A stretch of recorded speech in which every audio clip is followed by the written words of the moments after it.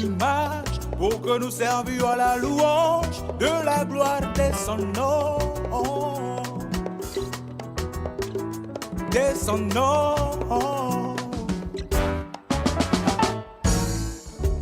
Et il nous a montré son amour infini en nous donnant sa parole pour prédominer. Sa parole pour prédominer.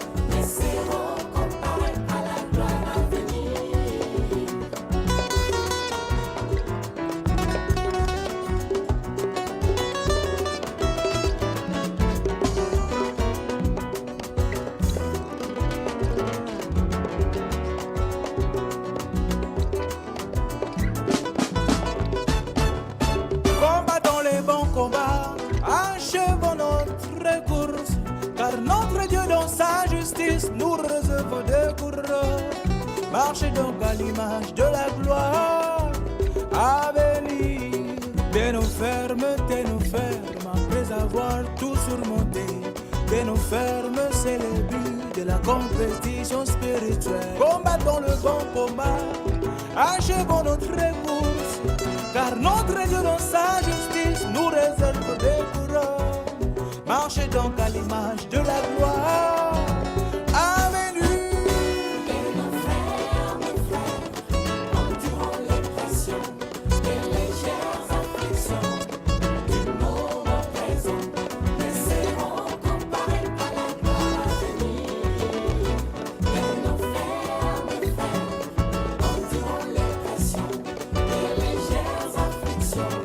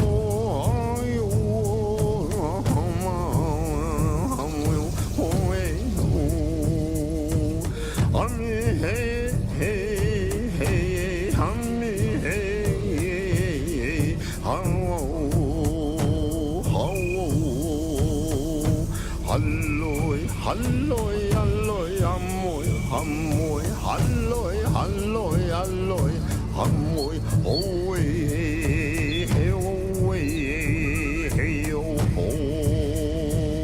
hey, ho, hey, ho, hey, hey,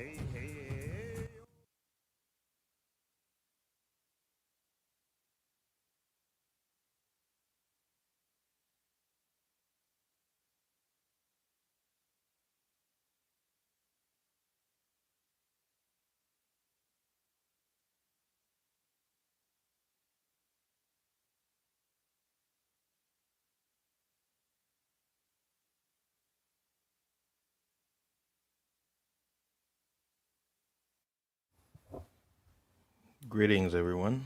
Welcome to the show. This is Fasting is Live, and let's get this show started. First, I would like to thank the Most High, the Creator of the heavens and the earth, who's made this day possible. I was able to wake up today because of His grace and mercy. We, as people, as mankind, we have no power over our breath, and by His grace and mercy and His love, He allows us to wake up every day, to get our business.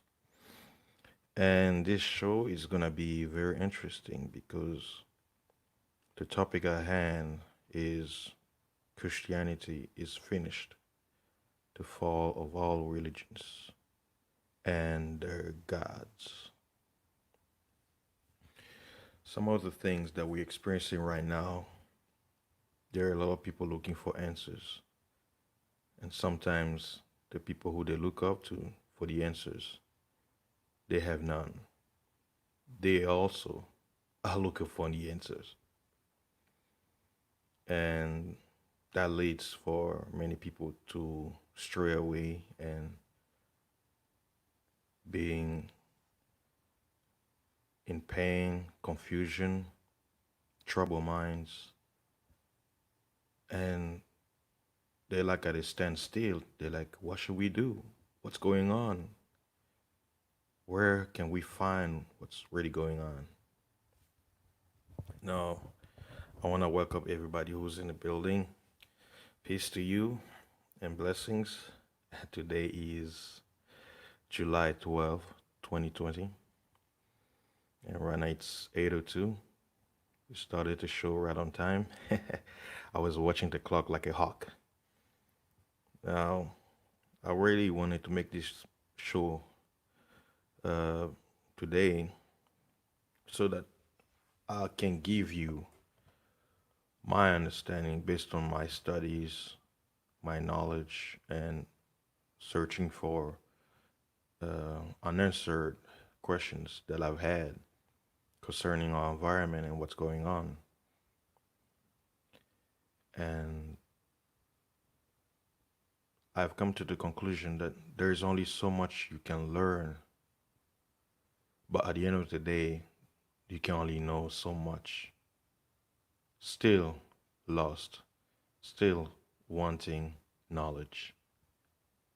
But that burning fire in you it's not enough. I will need more. Because the more you find, the more answers you find, the more questions you have, and that will lead you for more answers, which will lead you to more questions. You see the cycle? It's a never-ending cycle. Now, some of you may be wondering why I chose this particular title saying Christianity is finished. Why do I say Christianity is finished? Because Christianity, in part, is the largest religion in this earth, and there's no debate about it. Second is Islam, which, ironically, for those of you who don't know, was created by Christianity. So it all goes back full circle. Christianity is the largest religion in the earth right now. Billions and billions of people broke into different factions, follow this code of conduct, code of ethics, rules and laws from this particular demographic of religions. It rules all of them. And the head of it is the Catholic Church. The word Catholic means universal. Now, for those of you who actually read the Bible, the Creator was always a separatist. He was never for quote unquote inclusion, universal. Never. He never was. But there was somebody else who was always about universal, about uniting everybody under a particular code. And that is the God who reigns over all religions. You see,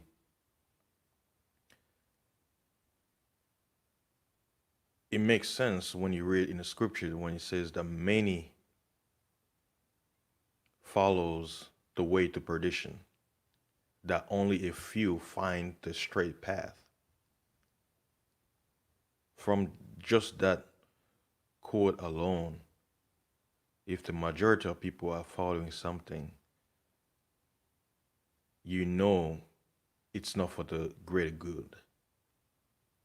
Because the Most High, the Creator, who made mankind, was always, quote unquote, a minority guy. He always went for the underdog.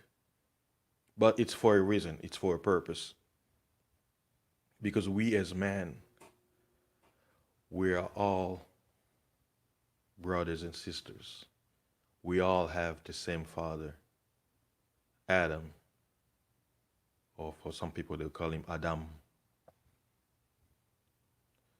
So if we are related, why is there so much evil and chaos and racism and division? It all goes down, it all goes back to the topic at hand, religion and the gods.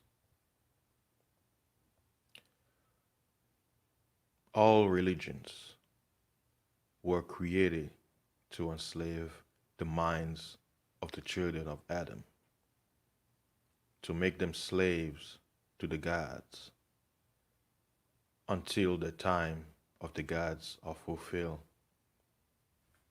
They have a particular mission, and that mission cannot be fulfilled if they create a divide and conquer system where each god is separated from his location to another in order to influence, quote unquote, the sheep to do their bidding. And they have the power to destroy them at any time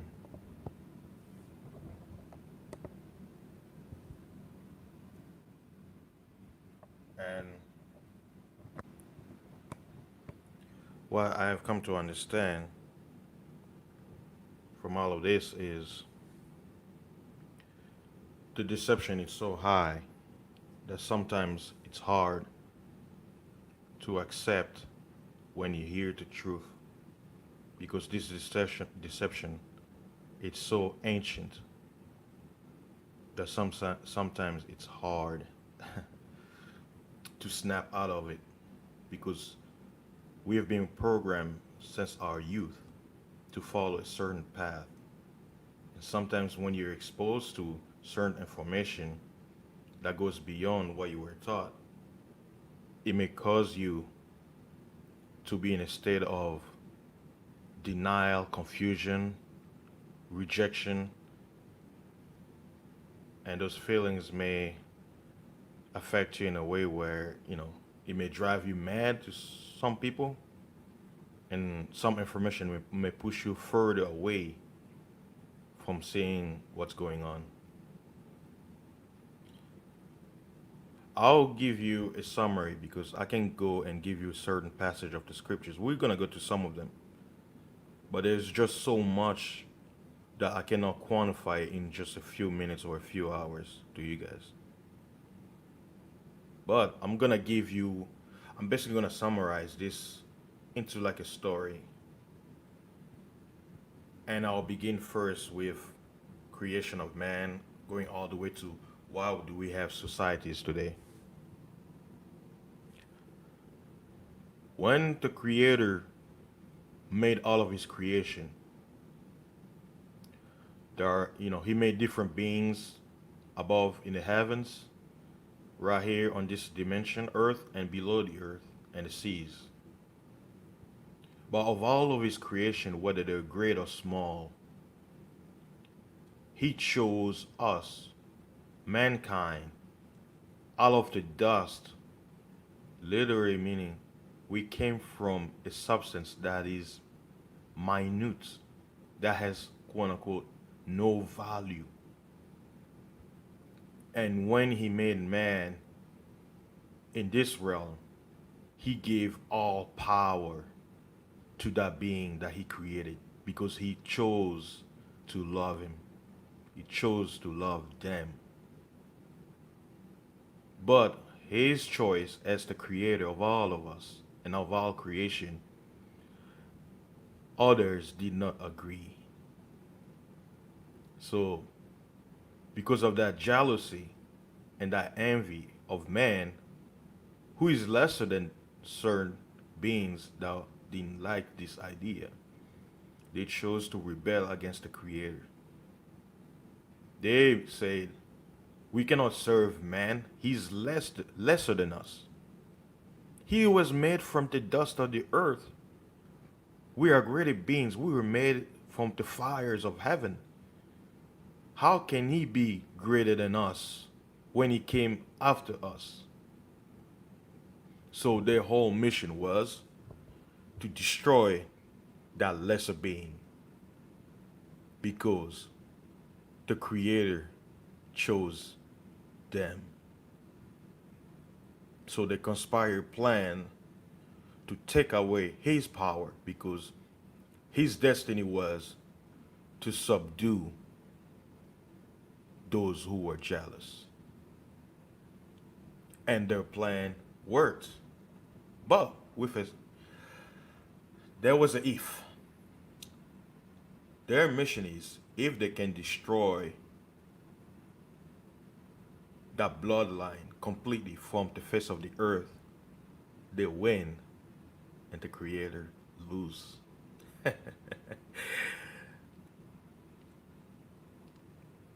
They thought they had the upper hand, but the Creator was like, not today. So this plan happened where man, Adam, lost his power as the ruler of all of the creation that was made in this dimension.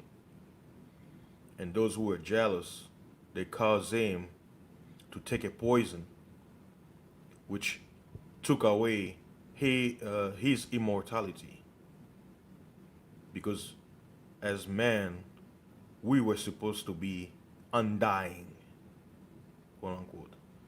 We were not supposed to die because we were made at the image of our Creator who has no beginning, no end.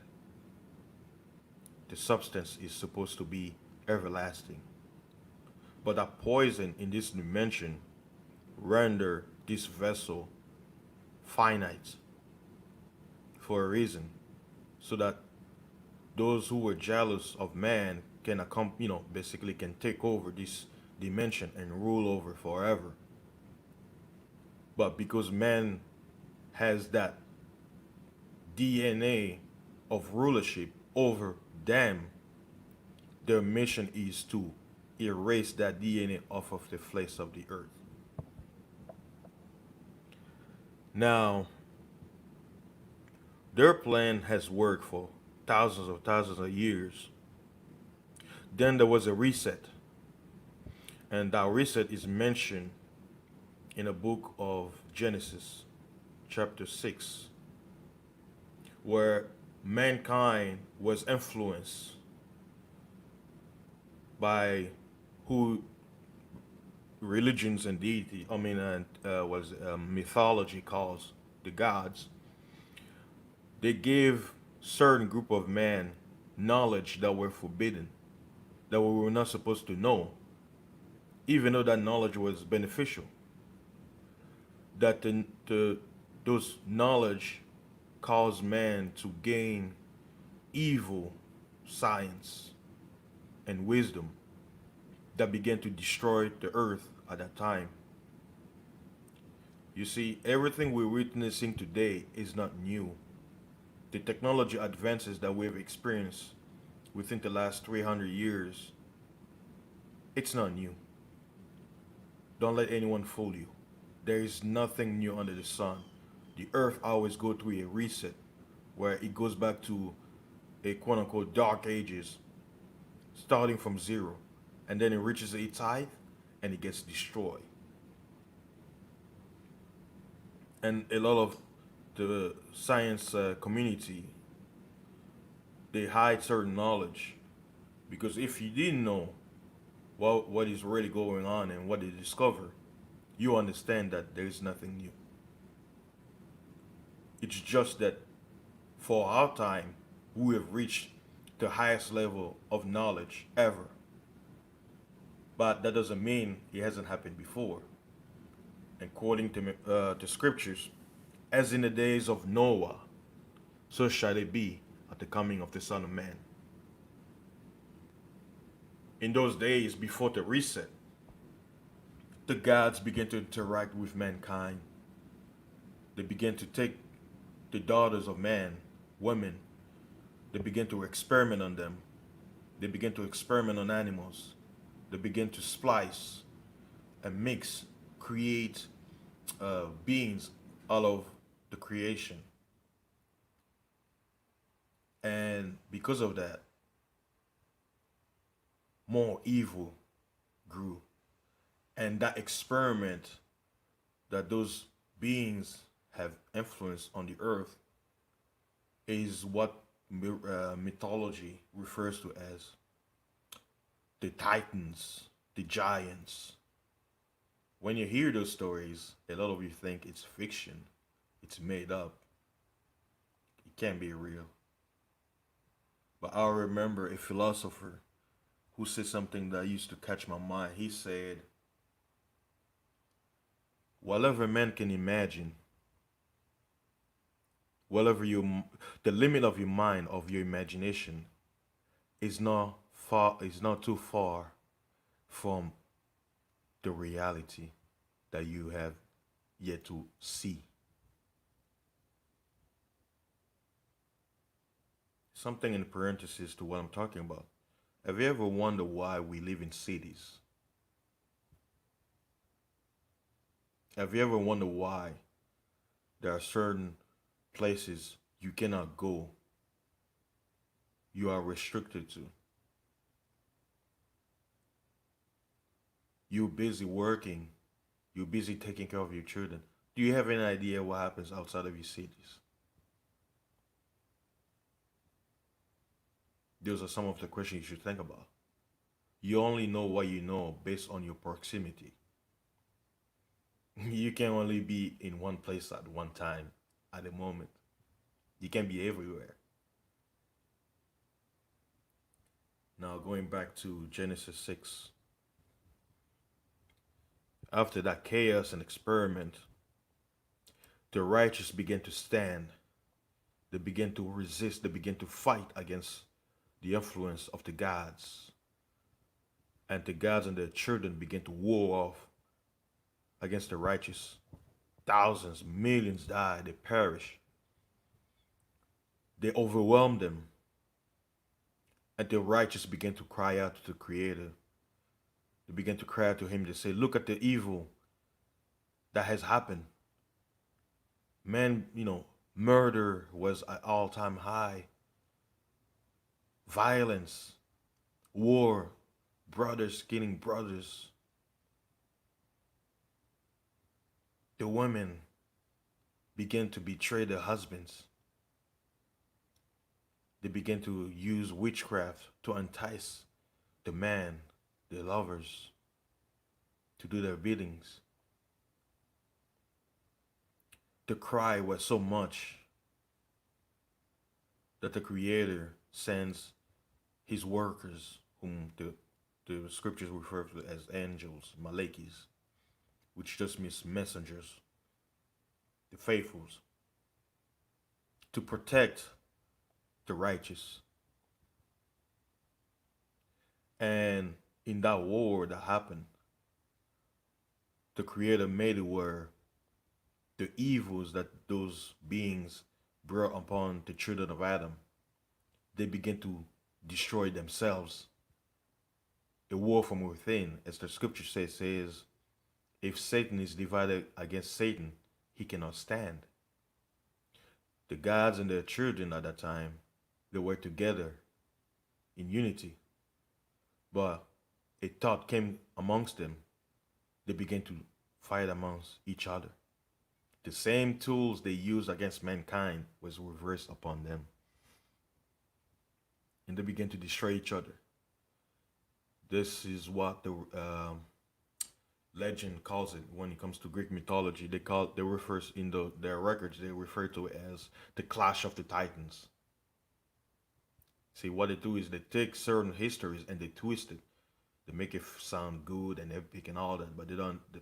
The reality is those stories tell you of things that have been, with a mix of lies, of course. So that clash, or quote unquote the clash of the titans, resulted into the destruction of a lot of their children. And those gods were punished by the angels. Some of them are in prison right now under the earth, waiting for their judgment. And the powers that be, they still communicate with them. Just because they're in a jail under the earth doesn't mean those who seek the knowledge they had cannot access them. Yes. All you so-called monuments of importance, such the pyramids, tombs, and all that stuff, those are the gateways to them. But you'll never hear this because you're not supposed to know. You're supposed to mind your business. After the clash of the titans, the group of the gods who began to influence mankind, who the scriptures refers to them, the watchers. In the book of Enoch, they're referred to as the watchers. Mankind was already trained to do evil, even though those gods were punished. Those who chose to follow their ways began to war. They began to practice violence. So man came to the point where evil became normal, thanks to the influence of the gods and the Nephilims. So among the righteous, one of their children, Noah, was chosen to prepare an ark, a place of refuge. The same tools they used against mankind was reversed upon them. The righteous begin to cry out to the Creator. They say, look at the evil that has happened. Man, murder was at all-time high. Violence, war, brothers killing brothers. The women, And in his days, for almost 120 years, he was preaching to the people about the coming destruction, that people need to get their life straight. They need to get their lives right. The destruction is coming. Get ready. Prepare. Get ready. Prepare. Get ready. Join us. They say, what are you talking about? You talk about rain. You're on the dry land. There is no such rain that can fill the earth. What are you talking about? He was scorned, mocked, even from his own people. But he didn't give up. For 120 years, he was preparing, building, and witnessing. And to cut this story short, you can read it for yourself. The earth got destroyed, and all those who didn't heed to his message, they all were washed off. That was another reset that happened. There have been many resets throughout history where a civilization gets destroyed, and those who come after the ruins, they establish their civilization, and then they get destroyed, and so forth and so forth. Now, speeding it up about religion, when mankind began to repopulate again after the book, the gods came again. They sought to influence mankind again to go against each other.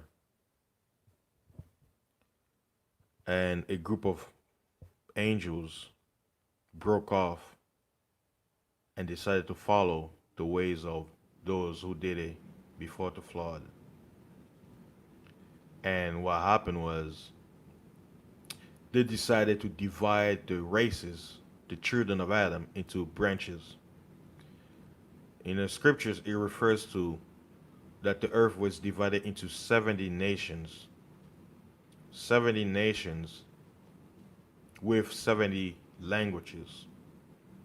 Because at that time, mankind only knew one tongue, one speech, one language.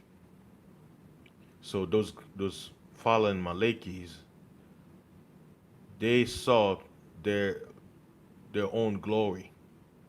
They had a command to guide mankind, but within their hearts, they had other agendas. They sought to divide mankind for their own pleasures, to rule over them.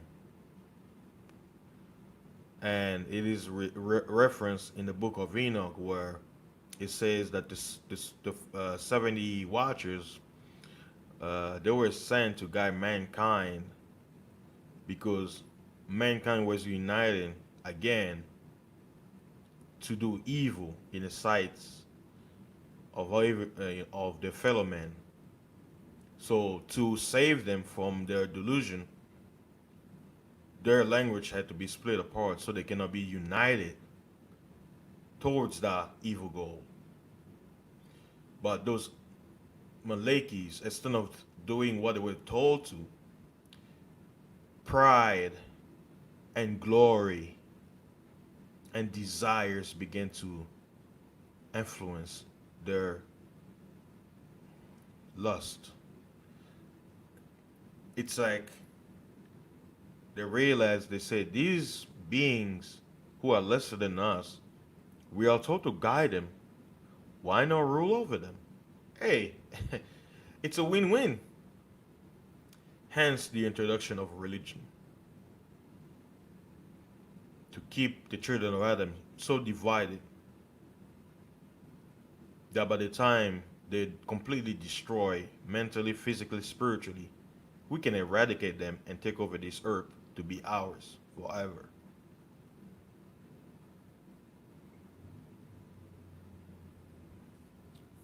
Now, let's bring it back further into the present.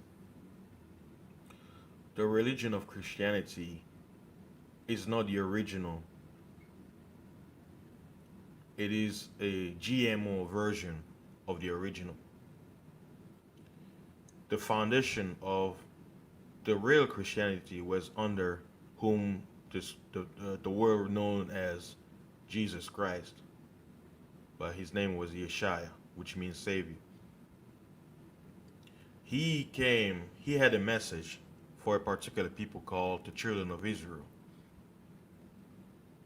They too had a particular religion, quote unquote, but he came to basically tell them, to remind them what was their purpose and what must be in the years to come. When he came to the scene, according to the Bible, his people were under rulership, under dominion of the Roman Empire. Before that, they were under the Greeks. Before that, they were under the Persians. Before that, they were under the Assyrian and the Babylonians. And before that, they were under Egypt. All empires have ruled over these people. Some of them were scattered over the four corners of the earth, and some remain in the land of their fathers, being invaded from one nation to the next until the Messiah showed up.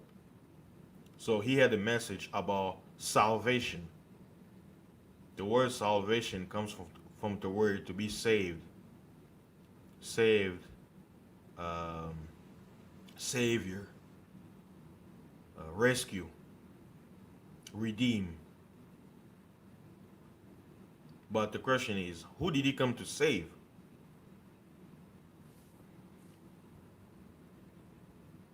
The means to the end was to save all mankind. But his message was, you can't save mankind without saving the ruler. Because the world is under a different ruler. So for the world to be saved, they have to be under the right ruler. But how can they be under the right ruler when the ruler is a servant? He's serving the enemy. So he had a message. He spread it to his people. He said, I came not but unto the lost sheep of the house of Israel. He said, I came for the sheep that was lost. And while he was preaching, there was no such thing as Christian or Christianity. His message, he called it the way of the truth and of life. He reminded his people to remember the commandments that was given to one of the ancestors, Moses. Because people have to understand, by the time the Christ came to the scene, their understanding of the Most High was tainted, was changed. That's why in the Apocrypha, he talks about in the book of Maccabees how the Gentiles sought to add in their image into their records. The people thought they were worshiping their Creator, the Most High, but they weren't. That's why even in Scripture, the Messiah had to remind his disciples how to pray to the Creator, our Father who is in heaven, hallowed be thy name. Someone may say, well, why did he need to teach them if they are really new to scriptures, right? Because the people began to worship the fallen one. They began to worship the gods whom the other nations were influenced. They began to worship one of the angels who divided the tongues. He had a message, and he was betrayed by his own people. Why? Because the leadership, those in power, the pastors, the preachers, the politicians, all of them feared his message. They said, this guy, he will take away our money. He will take away our he will take away our blessings from Caesar and take it for himself. We need to take him out. They were blinded by greed, by lust, by fame and power. They didn't realize what was going on. They killed him, crucified him, the worst. His punishment, even though he didn't commit any crimes, was worthy of a murderer, a robber, a thief. he was put he was put up on a tree. He was hung. According to scriptures, they buried him. They even put soldiers to watch over his tomb. And then 3 days after, he was resurrected by the mighty power of heaven. And the Roman soldiers got paid to say, "Oh, his disciples came at night and they overthrew us, and they took their quote unquote Messiah." That is one passage that usually makes me chuckle because the Roman Empire was the most powerful empire of that time. The analogy I'll give today is imagine Marines, trained operatives guarding a building, a government building, and quote unquote amateurs, non trained civilians come in, overpower them, go inside the building, steal everything, and walk out. And then when their leaders come, they say, "What you supposed to guard this building?" They'd be like, "Oh, if you if you weaklings came and they took over us, they beat us down. We didn't know what was happening. We pass out. We pass out."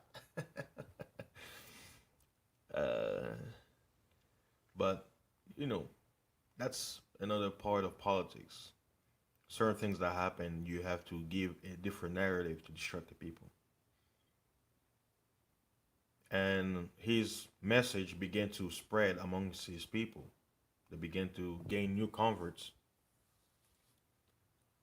And the Roman Empire saw that movement as a threat because they realized that if the people begin to gain this message, they will reject their rulership over them. So they label them Christians or Christos, which means follower of the anointed. See, that word Christ or Christian was a derogatory term of that time. They labeled it to them.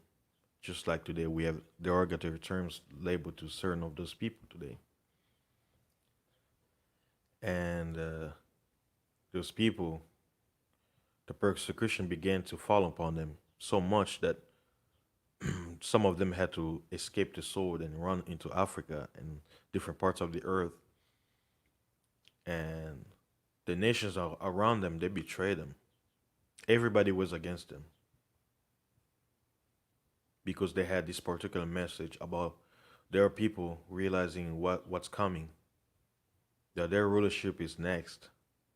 But the gods, they like, "No way, it's not gonna happen. We need to stay here forever. You need to serve us. You can't rule over us. You can accomplish what was destined to your father Adam. You can't. You can't rule over us. You can subdue us." So some of those people, they went to Asia. Some of them escaped to different parts of Europe. Some came as far away to the Americas thousands of years ago. And some of the information I'm saying, some people will be like, "Where's the proof? Where's the evidence?" There are some evidence to what I'm saying.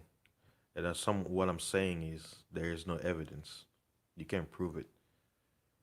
All the information that we have, what is available, we can only use our mind and our trained process to basically decide whether this information is valid, is relevant to what you know, or irrelevant.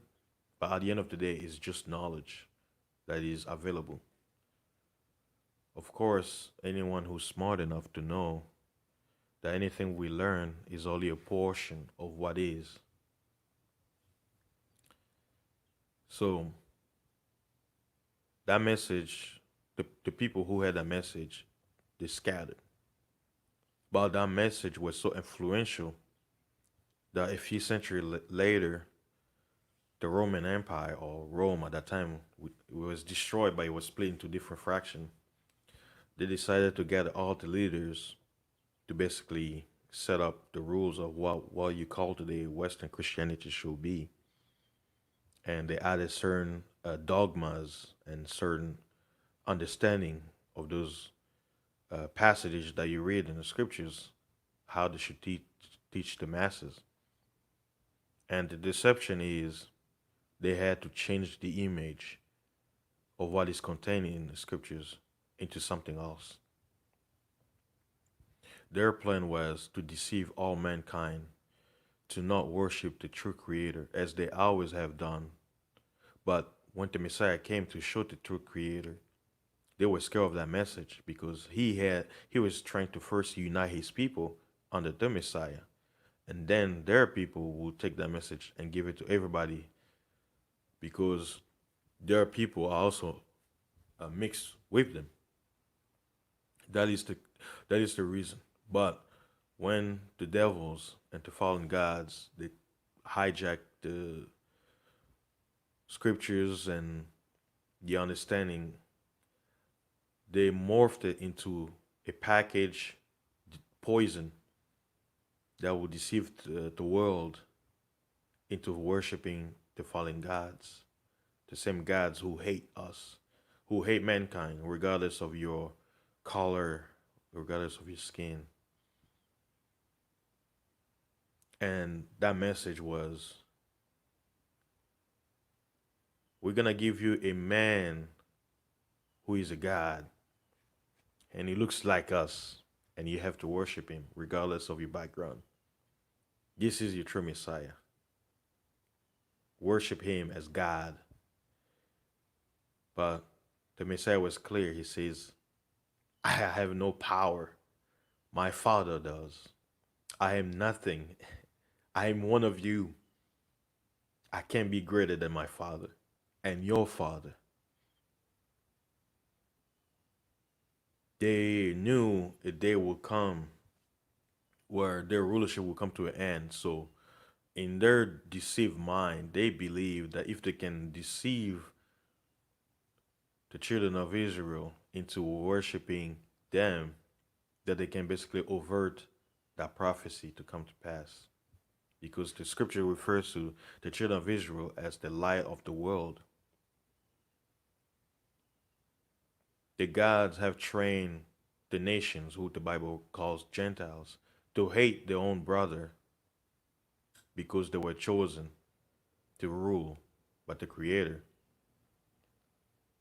And with that hatred, they're blinded inside because they don't realize the same beings that are training them to hate their own brother, once their brother is taken out of the way, they will have nobody to protect them. So it will be easier for them to be destroyed. And the power of knowledge that we have received in these days was already written by the prophets. See, the gods, they know what's coming. Everything that's been happening right now, especially this year, like I had to kind of give you a little background story this way, because like I said earlier, there is so much information that I cannot give it to you straight away in just a few hours. So I did my best to basically quantify what I can say regarding everything that happened. Like, can you imagine everything I just talked to you about could be 10,000, 20,000 years in just a few minutes? It's impossible. It's impossible to do. So there may be some of you be like, hey, you left this information out, this and that. I'm like, bro or sis, there is too much for me to tell you. That would be a lifetime because I spent a few times to gain that knowledge. We're living in a time where all the deception of the gods are being removed. There is a power from beyond this dimension that is coming into the earth to open the eyes of the children of Adam to realize the game, and to open to the children of Israel who were chosen to be their brother's keeper, to help them see the light, to help them rule this earth together. to cleanse it, to clean it, to keep it clean, so that their children and their children's children can enjoy it.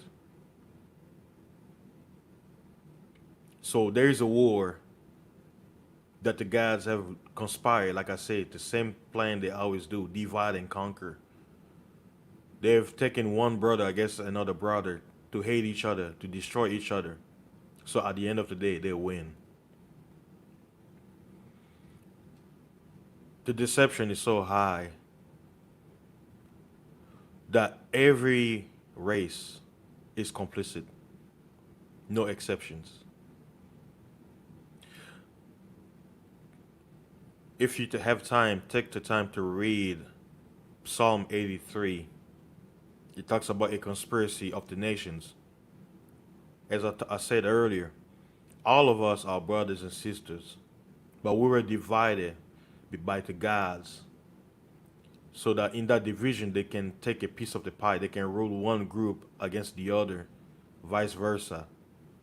But at the end of the day, they win because they get to enjoy everything. They get to enjoy the pleasures of this realm that was meant for us. But they allow us to hate each other, to get divided, to destroy each other, whether based on a quote unquote religion, skin color, ethnicity, tribes, language, etc., etc. The conspiracy was to destroy a particular people so that they can get to enjoy it. But when you read in the scripture, it talks about men coming together from different tribes, conspiring the idea. But the reason why I mentioned the God, because it's a plan that is beyond this reality. A normal human being, a normal man, cannot fathom this grand scheme unless he's influenced by something. So when you read the passage of Psalm 83, it talks about a conspiracy against a particular people, the children of Israel, because the Bible is their story. And that is why many people cannot accept the Bible. They hate it. They say, oh, it's the book of life fiction. Why? Because it's a conspiracy. You just repeating what you were told, what you were programmed by the gods who train the leaders of your people, and your people train their children, and they train you. That plan was to make the children of Israel forget who they are, to forget their heritage, their laws, their God, their creator, to basically be without guidance, disconnect them from him, so that they get to rule over them and enjoy them. The gods have used the nations, the Gentiles, as their pawns to do the dirty work. But at the end of the day, if you are a mankind, whether you have pale skin, dark skin, brown skin, yellow skin, the end game is mankind must go. Mankind must get out of here. You have to be eradicated off of the face of this earth. You cannot rule this earth. We have to. We, the quote unquote gods, we have to rule this. This is ours. We took it. It's ours. It's not yours. It doesn't belong to you. Why does it have to belong to you? You are nothing. You were made from the dust. Go back to the dust, man. We were made from fire, from heaven. We are greater. We're mightier. We are stones of fire. We are greater than you. We have power. We can manipulate the elements. You are man. You can only manipulate the physical. You can manipulate the metaphysical, the unknown dimension. You can't. Why do you have to have such a beautiful place to yourself? Why? Why not us? We are greater than you.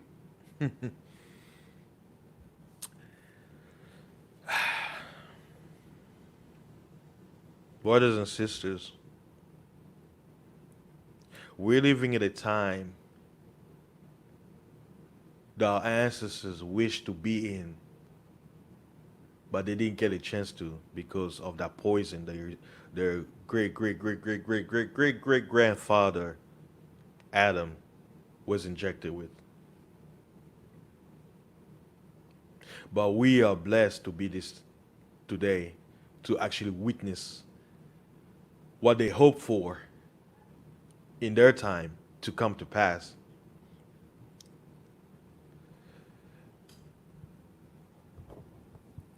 All right, I'm finished with the rambling. I'm gonna, before I can talk about the current events, because that's why I mentioned Christianity is finished, the fall of all religions and their gods. Because you have to understand when this pandemic shutdown happened, all religion buildings, all religion gathering was canceled. And who got to cancel it? Who got to enforce that law? Governments. Governments. And we thought that religion was supposed to be, you know, unhinged, untouched from the government. Let me read you a passage from 2nd Esdras, chapter 15. 2nd Esdras in the Apocrypha. One second. Let me display the passage so you guys can see it on the screen. 2nd Esdras chapter 15. One second, gentlemen. 2nd Esdras chapter 15. I'm gonna read it for you. And I'm gonna try to read it slowly so you can understand and quantify what I'm trying to say. Let me start with the first verse, 2nd Esdras chapter 15 in the Apocrypha, King James Version. It says, "Behold, speak thou in the ears of my people the words of prophecy, which I will put in thy mouth, saith the Lord, and cause them to be written in paper, for they are faithful and true. Fear not the imagination against thee. Let not the incredulity of them trouble thee that speak against thee. For all the unfaithful shall die in their unfaithfulness. Behold, saith the Lord, I will bring plagues upon the earth, upon the world, the sword, famine, death, and destruction. For wickedness has exceedingly polluted the whole earth, and their hurtful works are fulfilled. Therefore, saith the Lord, I will hold my tongue no more, as touching their wickedness, which they profanely commit, neither will I suffer them in those things in which they wickedly exercise themselves. Behold, the innocent and the righteous blood cried up unto me, and the souls of the just complain continually. And therefore, saith the Lord, I will surely avenge them, and receive unto me all the innocent blood from among them. Behold, my people is led as a flock to the slaughter. I will not suffer them now to dwell in the land of Egypt, but I will bring them with a mighty hand and a stretched out arm, and smite Egypt with plagues, as before, and I will destroy all the land thereof. Egypt shall mourn, and the foundation of it shall be smitten with the plague and punishment that God shall bring upon it. They that till the ground shall mourn, for their seeds shall fail through the blasting and hail, and with a fearful constellation. Woe to the world and them that dwell in, for the sword and their destruction draweth nigh, and one people shall stand up and fight against another, and swords in their hands. For there shall be sedition among men, and invading one another. They shall not regard the kings nor princes, and the courses of their actions shall stand in their power. A man shall desire to go into a city, and shall not be able. For because of their pride the cities shall be troubled, the houses shall be destroyed, and the man shall be afraid. A man shall have no pity upon his neighbor, but shall destroy their houses with the sword, and spoil their goods, because of the lack of bread, and for great tribulation. Behold, saith God, I will call together all the kings of the earth to reverence me, which are from the rising of the sun, from the south, from the east, and Lebanus, to turn themselves one against another, and repay the things that they have done to them, like as they do yet this day unto my chosen, so will I do also, and recompense in their bosom. Thus saith the Lord. My right hand shall not spare the sinners, and my sword shall not cease over them that shed innocent blood upon the earth. The fire is gone forth from his wrath, and hath consumed the foundations of the earth, and the sinners like the straw that is kindled. Woe to them that sin and keep not my commandments, saith the Lord. I will not spare them. Go your way, ye children, from the power. Defile not my sanctuary. For the Lord knoweth all them that sin against him, and therefore delivereth he them unto death and destruction. For now are the plagues come upon the whole earth, and ye shall remain in them. For God shall not deliver you, because ye have sinned against him. Behold, a horrible vision, and the appearance thereof from the east, where the nations of the dragons of Arabia shall come out with many chariots, and the multitude of them shall be carried away as the wind upon the earth, that all they which hear them may fear and tremble. And the Carmanians raging in wrath shall go forth as the wild boars of the wood, and with great power shall they come and join battle with them, and shall waste a portion of the land of the Assyrians. And then the dragon shall have the upper hands, remembering their nature, and if they shall turn themselves, conspiring together in great power to persecute them. Then these shall be troubled, bled, and keep silence through their power, and shall flee. And from the land of the Assyrians shall the enemy besiege them, and consume some of them, and in their host shall be fear and dread and strife among their kings. Behold, clouds from the east, and from the north, and from the south, and they are very horrible to look upon, full of wrath and storm.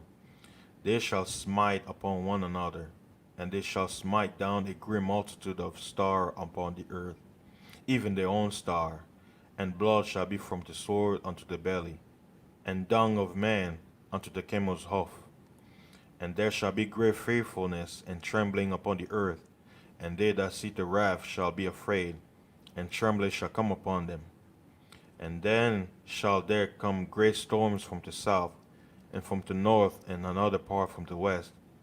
And strong winds shall arise from the east, and shall open it. And the cloud which he raised up in wrath, and the star stirred up, or stirred to cause fear toward the east and west wind, shall be destroyed. The great and mighty clouds shall be puffed up, full of wrath, and the star, that they may make all the earth afraid, and them that dwell therein, and they shall pour over every high and eminent place in horrible star, fire and hell and flying swords, keyword flying swords, and many waters, that are that all fields may be full, and all rivers with the abundance of great waters. And they shall break down to cities and walls, mountains and hills, tree of the wood, and grass of the meadow, and their corn. And they shall go steadfastly unto Babylon, and make her afraid. They shall come to her, and besiege her, and the star and all wrath shall they pour upon her.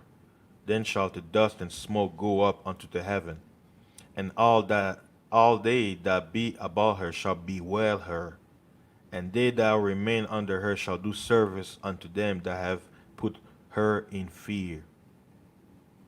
And thou, Asia, that art partaker of the hope of Babylon, and art glory of her person, woe be unto thee, thou wretch, because thou hast made thyself like unto her, and hast decked thy daughters into whoredom, that they might please and glory in thy lovers, which have always desired to commit whoredom with thee. Thou hast followed her that is hated in all her works and inventions. Therefore saith God, I will send plague upon thee, widowhood, poverty, famine, sword, and pestilence, to waste thy houses with destruction and death. And the glory of thy power shall be dried up as a flower. The heat shall arise that is sent over thee. Thou shalt be weakened as a poor woman with stripes, and as one chastised with wounds, so that the mighty and lovers shall not be able to receive thee. Will I with jealousy have so proceed against thee, saith the Lord?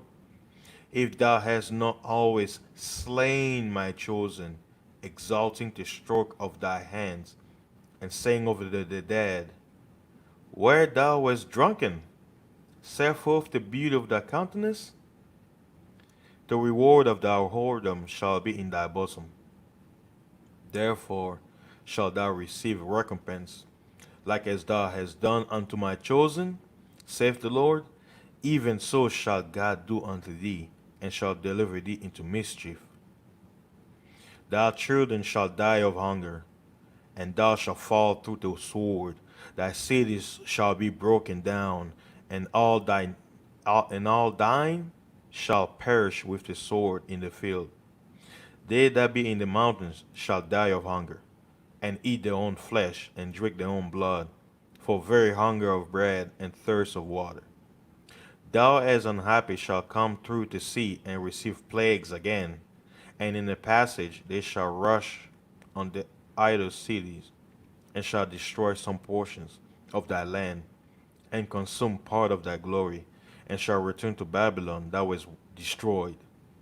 And thou shalt be cast down by them as stubble, and they shall be unto thee as fire, and shall consume thee, and thy cities, thy land, and thy mountains, all thy woods, and thy fruitful trees shall they burn up with fire. Thy children shall they carry away captive, and look, what thou hast, they shall spoil it, and mar the beauty of thy face. All right, that was a long read. Now, that whole passage, I have to read it so that those who understand, they will understand why I chose that particular scripture, because it quantifies basically everything that I have said so far of what's happening. And basically, since I'm going to go into detail about what the relation is with religion and this pandemic, I'll use, since I'm in the United States, we all have known that, there is quote unquote, it's promoted through media and our communities that, religious establishments, they are protected under the Constitution.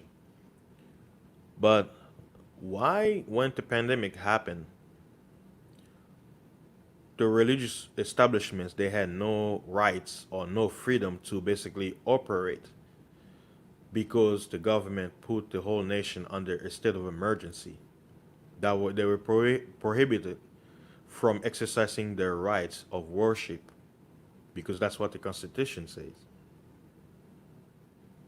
Now, for those of you who understand the scriptures tells you to obey the laws of the land, but only the laws that apply or agree with what the scripture says.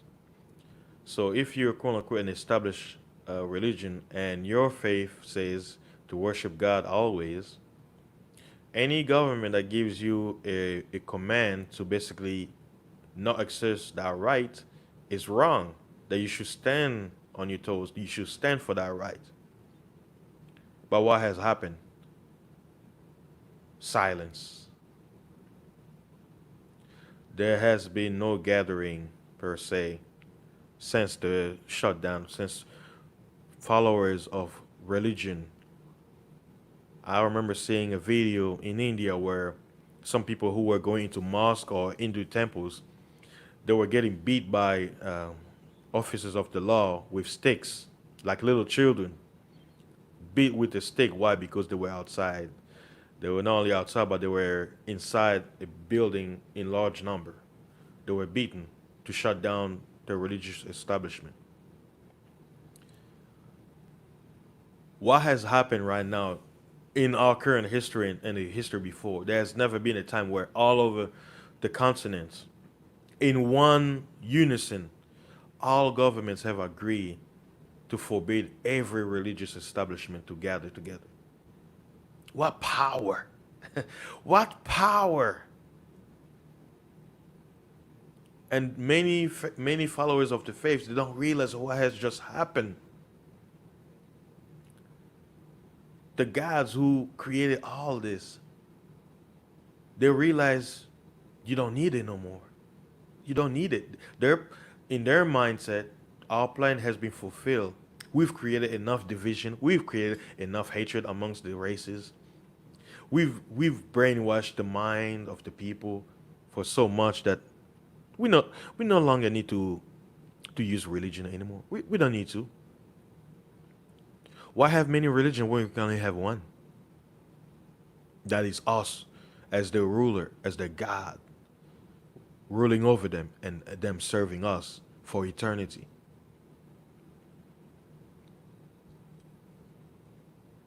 Brothers and sisters, maybe you've heard this before, and some of you have not heard.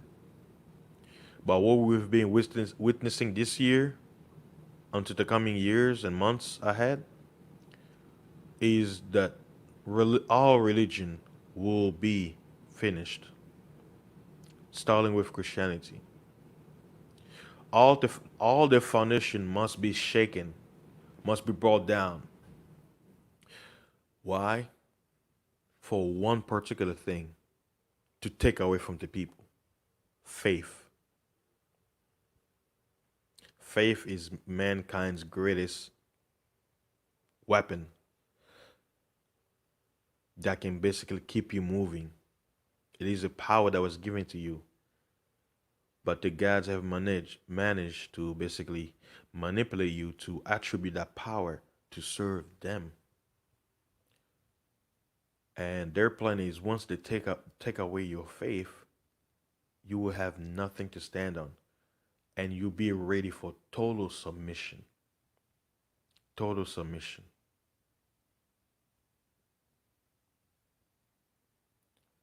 Everything that has happened so far for this year, I know a lot of you who probably came in probably have answers as to why things are happening the way it is, because the scripture spoke of it, all of it. It's happening as planned. The scriptures, look at the word scripture. It's a collection of scripts. Scripture. Script. SCRIPT. Script. The Creator, in His love and mercy, He revealed certain knowledge to the children of Adam through the children of Israel, and they had that knowledge, and they were supposed to share it to the world, but because the gods were ruling over them, the Israel had no access to them. As a people, they fell, they rose, they fell, but because their bloodline was chosen for a particular task, the gods have used all the nations to be against them, to destroy them, to keep them in a perpetual servitude in all the lands that they were residing in, so that their plan can be accomplished in the end. They're gonna drag this whole thing, bros. They're gonna drag this, brothers and sisters. Like this whole thing that has been happening around the world, like the passage I just read. Sword refers to a gun because we don't use swords no more. We use guns. It's just an upgraded version of a sword. Famine, hunger, death. What is happening? There are many people, millions of people all on the earth. They're dying, and they're not even dying of this quote unquote hoax virus. They're dying because no access to food. They're dying of hunger. People don't realize hunger can kill you. I know my channel says fasting is life because fasting is a form of hunger, but it's a disciplined hunger where you you're in an environment where you can control your famine, quote unquote. But when it's forced upon you by government, that's no longer fasting. That's famine. People are being forced against their will, and the people who are supposed to, who claim to stand for the people of God, per se, they stay silent because they all received their 30 pieces. No man who believed in the Creator would have stood still and agreed to this order of shutting down your worship, regardless of your religion. But the reason why I say I'm sticking to Christianity because that is, its foundation is based on the Bible, which is the record of the Israelites. But the religion used the Bible as a cover for their dogmas, rules, and laws.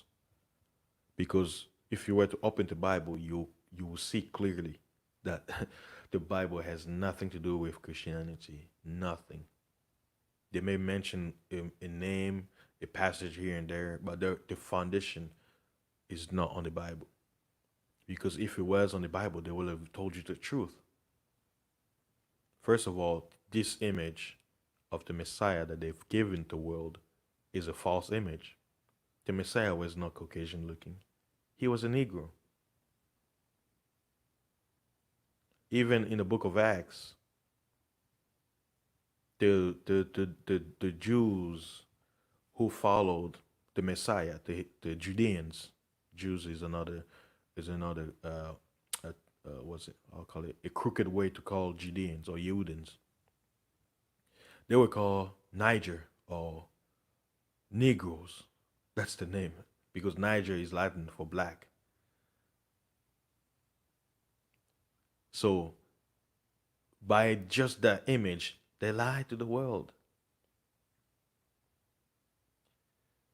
So as I mentioned, all the leaders who were supposed to stand up against this order during this pandemic, they got their 30 pieces. That's why they're quiet. They're very, very quiet. But when this whole thing was happening, I had hoped that the most loud voice when it comes to religion against this order would have come from Christians because they're the majority. You know, like I said earlier, the most populous religion on the earth is Christianity. So the religion that should have the loudest voice against this order, this unconstitutional order right here in America or and around the world, the religious freedom as the UN claims that all nations should have, should allow the freedom of religion. It's as if that law doesn't exist. They kept their silence. And for those who actually spoke up, not to say that all of them didn't speak up, and those who spoke up, you can't hear their voices. Why? Because the majority rule.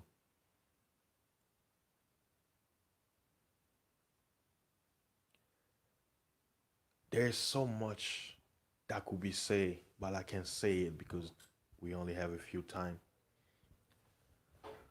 But I've said it earlier in previous podcasts that I was on, family and friends, and I'll tell them the world as we know it is no more because the gods they have to go through their plans.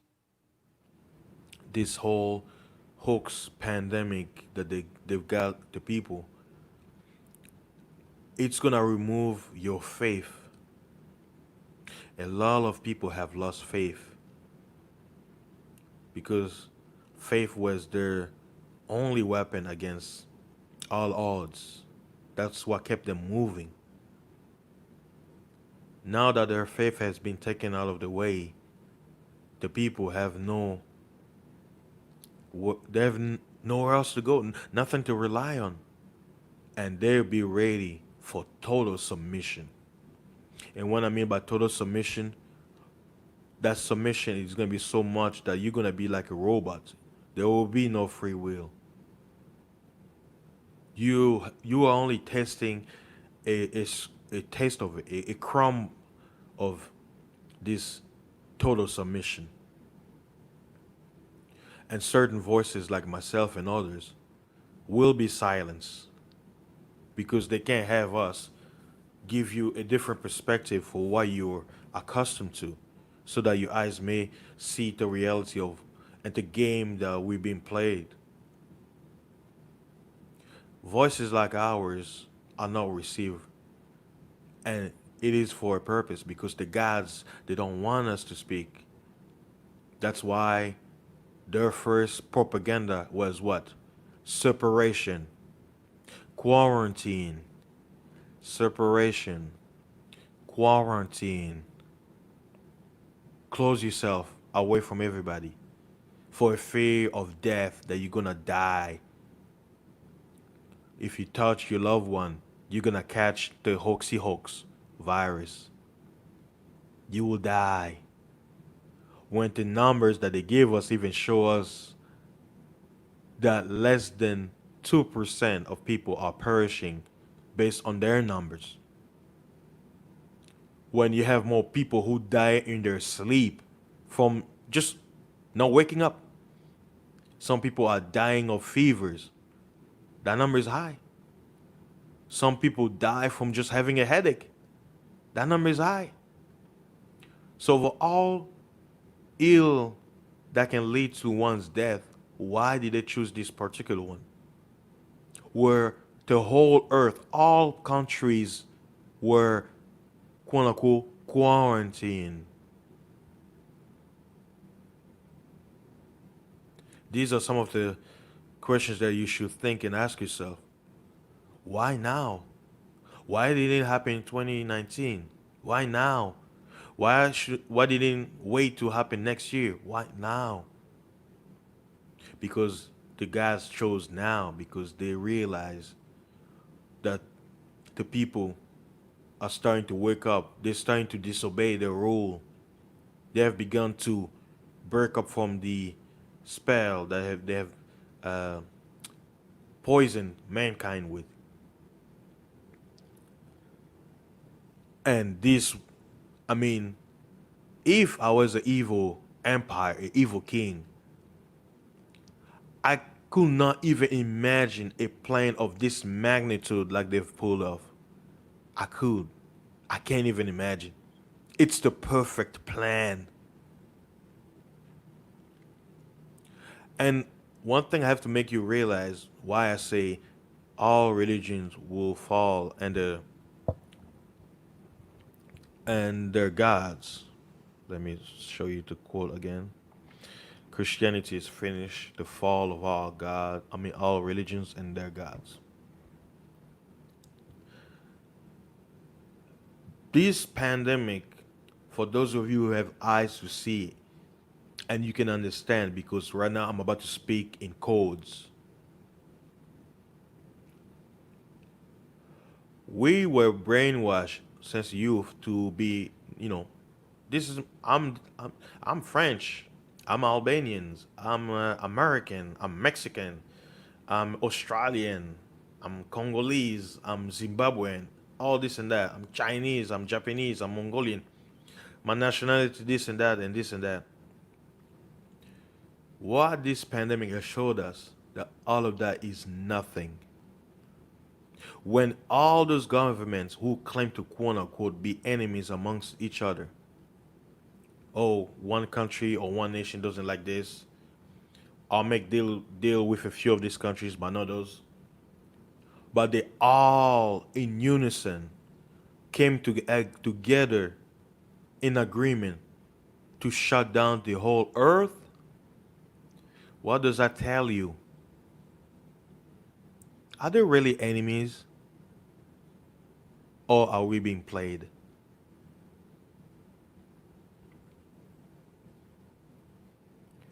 We are being played.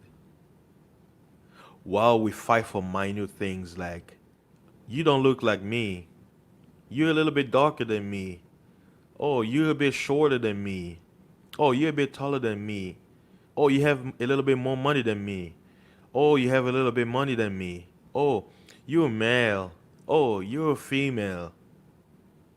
While we argue over minute things, they are all in agreements. They are all one against you. But they'll never tell you. They're not supposed to. You need to stay in the delusion. I mean, they already took your faith. What else do you have? Fight amongst each other. Destroy each other. Make it easy for us to rule over you. Divide yourself. Hate each other. And in order for them to do that, they had to completely remove all religions. Here's a side note that I'm going to add when it comes to religion. Folks, ladies and gentlemen, do you know that sports is a religion? Huh? Sports. It's a religion. Uh-huh. Oh, you didn't think so? The stadium, what do you think? When everybody comes together, you know what it's called in Greek? Ecclesia. Ecclesia means gathering. It means church. You gather there to watch the gladiators worship the gods through play. And it was used as a means of distraction for the masses. Religion. When you are a supporter, let's say, of a team, like a football team, you say, I'm this and that, right? You're putting your faith in that team to win, right? That's a religion. You have faith that your team is the best, so it's going to win. Sports is a religion also. You didn't think of that? Yes. Sports is also a religion. You may not think of it, right? But remember, sports, they have rules, codes, how people should behave, right? They have to follow a certain code, certain game rule. The people come, they enjoy each other, they fellowship. There's food, drinks, jerseys, costumes, flags. I'm this, I'm that, I'm this. We're going to fight you, we're going to defeat you. And there's a trophy in the end.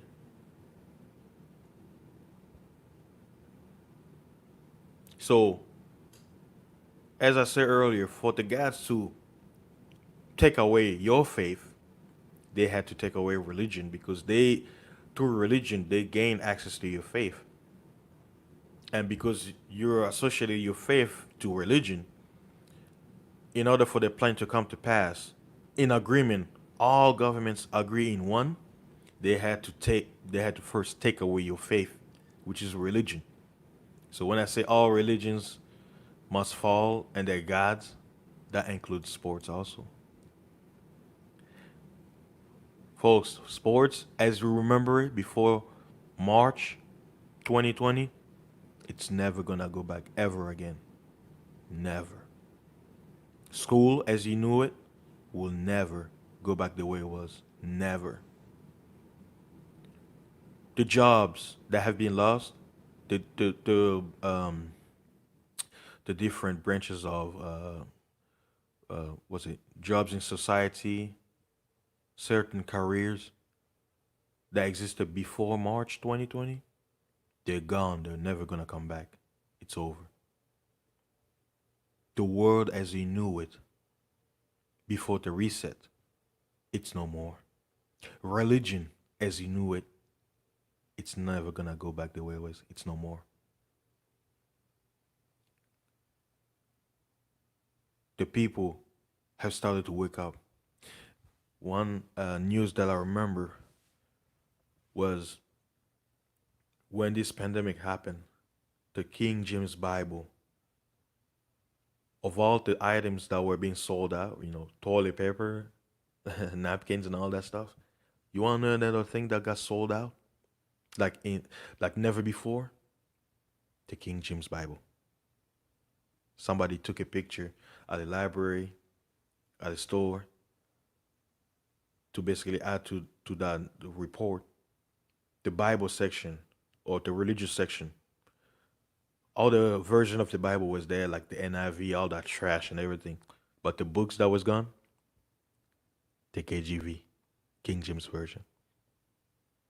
Why? Because those people, even though they were under their delusion, their spell, when everything got reset, it's as if they're like, wait a minute, there is an answer to this. It's in the Bible. I remember hearing it. I just didn't believe it, or they were under spell. They couldn't even think of it. The reset is your faith must go. And because your faith was tied to religion, whether you're Muslim, Christian, Buddhist, Brahminist, etc., etc., voodoo, whatever, it must go. It's over. Things will never go as it was because all nations have realized this is the perfect, the perfect scenario that they could ever imagine since civilization began.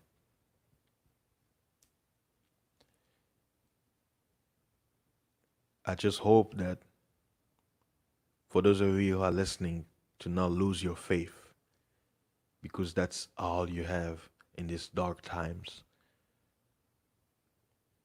They're removing everything they used to basically blind us. It's gonna come to a point where we're gonna see the raw, real truth with our own eyes, and there's not gonna be talks about conspiracy theory or fake news or anything. We're gonna see the raw and unadulterated truth as it is. Because it's over. Show's over, guys. Show is over. In the months to come, those who have the voice to influence the people will be silenced. But isn't it ironic that those who are supposed to speak receive their 30 pieces to say silent? But those who actually speak the truth will be forced to be silenced. They weren't, but those of us who do this will be silenced. And we're not even using the sword, we're using words. Sticks and stone may break my bones, but words will never hurt me.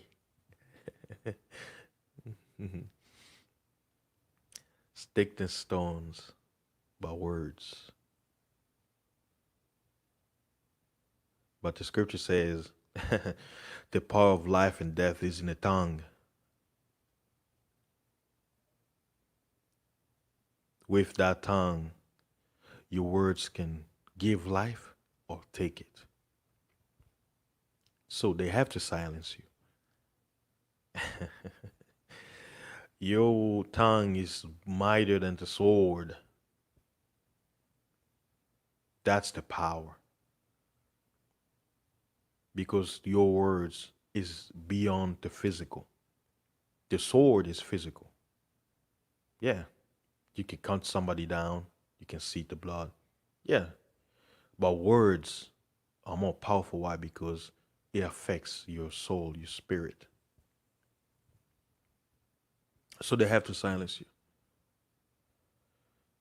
Christianity is finished. I'll repeat. Christianity is finished. Why? Because its foundation was based on a lie and not the truth.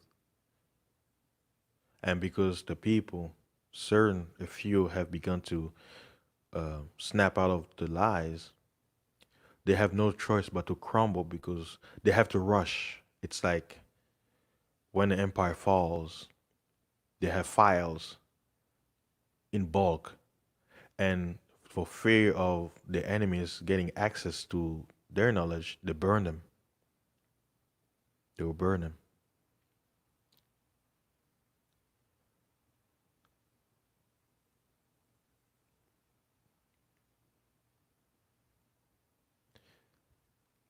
Sometimes when I was thinking about this subject, some fear comes to me, and I'll see it and think, and I'll be like, how is it possible for this great lie to influence the whole earth?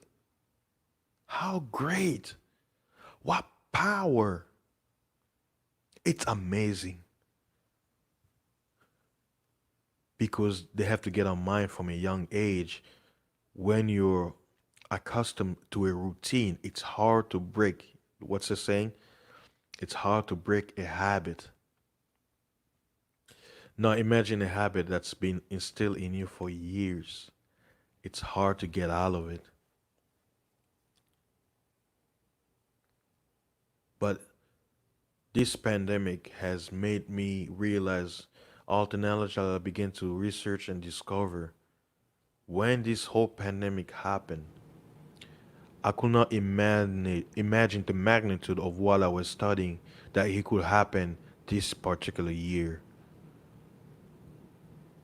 And the speed of how this thing spread to get the minds of the people to shut down the whole earth, to spread to millions of people the fear of death.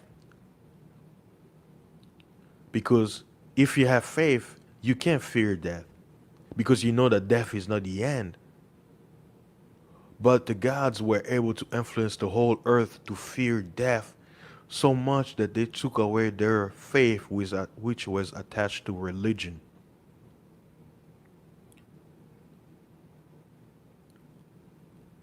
And those who were supposed in those religions to stand up for the people because they claim to guide them, right? That's why you go to a religious establishment. Well, that's why you go to your pastor, to your imam, to your priest, to your Lord, to receive knowledge, to receive peace of mind, to receive hope, to receive knowledge of what's going on so you can have a better life.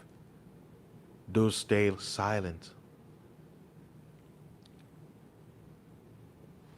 They stay silent.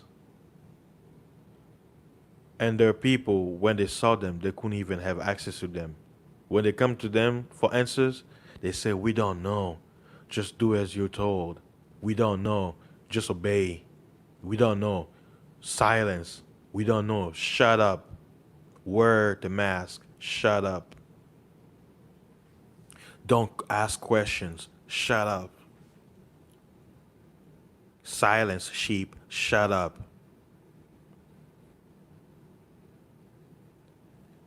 March, April, May, June, July. Folks, I can imagine what I'm seeing, and I look around and people still don't know what is happening. I can't wrap my head around it. And the reason why I have this title on my show,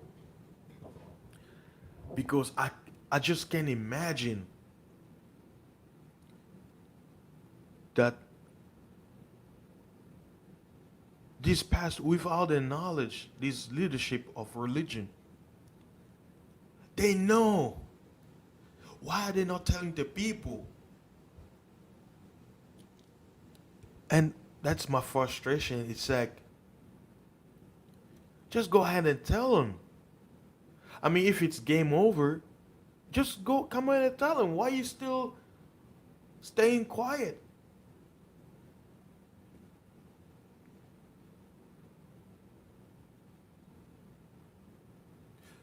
And some of the brothers, I'm around the Manosphere sector and some places here and there. And sometimes when I talk on certain subject like this one, people will be like, "Why am I too raw? Why am I saying things that should be said?" The reason why you have to do this now, if you have a voice, because it's over.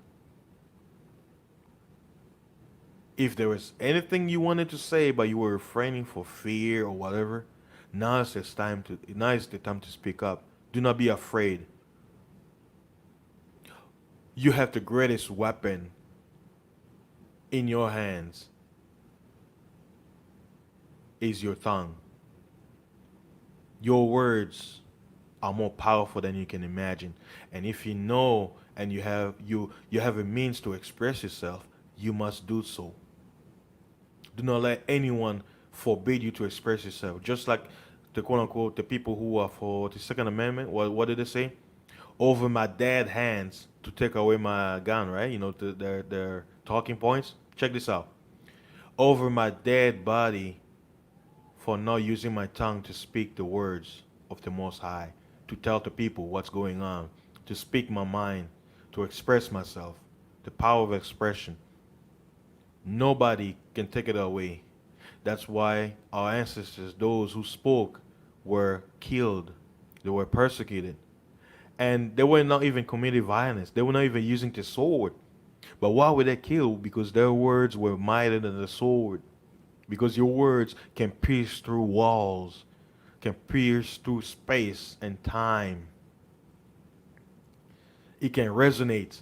You can speak unto the wind, and the wind will take your words. The eternity is the wind. I'm speaking to you to the wind. My voice, when you hear the breath coming out. That's the wind, and it's coming to you. That's the power you have as man, as woman, as mankind. Express it, use it. Censorship is on an all-time high. Even in religion, they had to censor you for having a different point of view. When, as a young child, when you had certain questions that made sense according to the Bible, and you took it to those who were supposed to train you because they received their 30 pieces, they had to play with you, to reprogram you. They say, hey, you're walking away from the program. Come back here. Let us reprogram you. Let us upgrade you to the beast. Let us upgrade your hardware. We see there's a malfunction here. Okay, let's upgrade. Let's upgrade so we can erase that voice that was trying to creep in against our programming. Christianity is finished. The fall of all religions and their gods. The world as we know it is no more. It's over. And you're gonna see in the coming news, it's gonna get worse and worse. Not that it's worse than what it's saying, but is the laws and implementation that the gods are giving to the governments. It will be evident when it's implemented. The people they know something is not right, but it's hard for them to shake off of the programming because they've had it since their youth. It's hard to break far away from um, what you're accustomed to. Like if you used to brush your teeth, it's gonna be hard for you to wake up one day and not brush your teeth. It's gonna be hard because that habit, it's gonna be hard to come off of it because you're so used to it.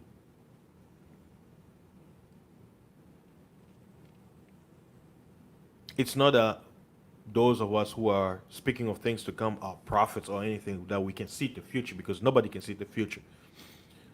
But here's another thing you should know: the present is the future.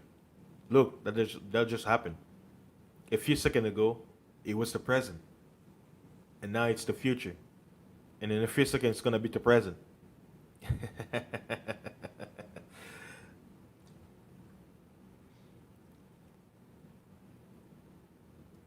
It's amazing the power that the gods have still on mankind to use brothers against brothers and destroy each other.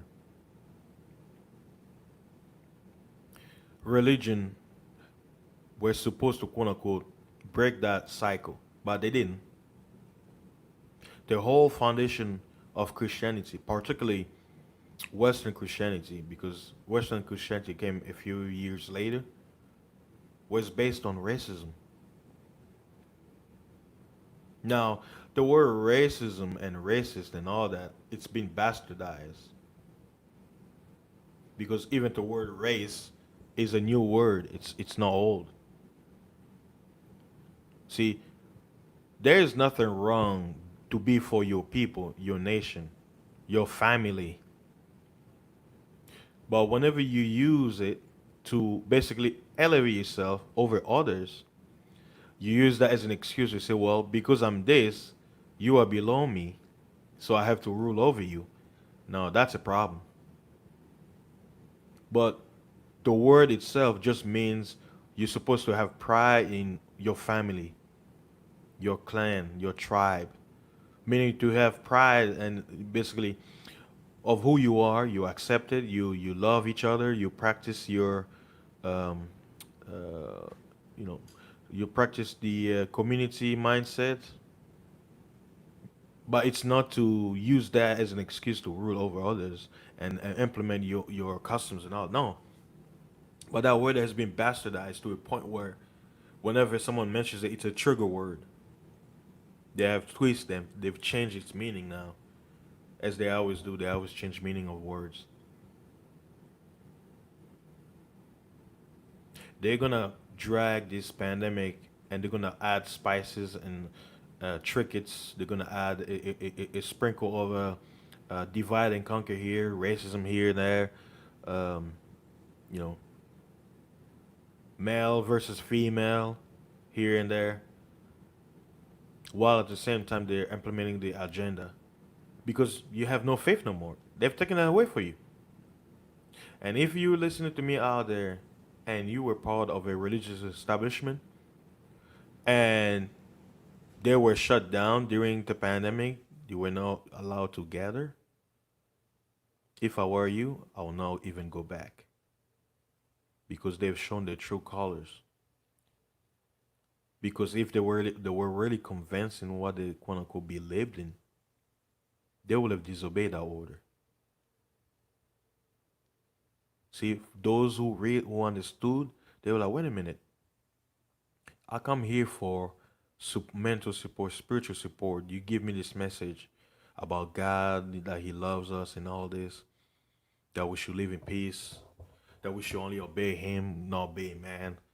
And then man comes around and force you to follow a command that's against your God, to forbid you to gather with your families, your loved ones, to stop you from rooting for your favorite team. And then a few months later, they come back and say, hey, we're back now. You can return. If I were you, I will never return. And that's why I mentioned earlier sports, religion as you know it, will never go back the way it was again. Never. It's over. If you don't believe me, just wait a few months. You will understand. This is the perfect. This has been the perfect propaganda of the century, of the history of our time. It's perfect. Every nation, every government are following one direction, one rule. And don't be fooled by the media about the divide and conquer. Oh, we're gonna welcome from the World Health Organization. All this stuff, it's all theater for us, so we can be divided. But all of them are in unity. Why? They all agree that this hoax virus is out there to kill everybody. So we need to shut down and quarantine. You're not supposed to gather. You're not supposed to talk to each other. Shut up. Oh, the line. Shut up. Here's your 30 pieces. Shut up. Oh, you want to tell him that it's all a farce? Shut up. Here's your 30 pieces. Oh, you don't like 30 pieces? How about 30 gold? 30 pieces of gold. Oh, you don't like it? Oh, how about 30 pounds of diamonds? How about that? Would you like that?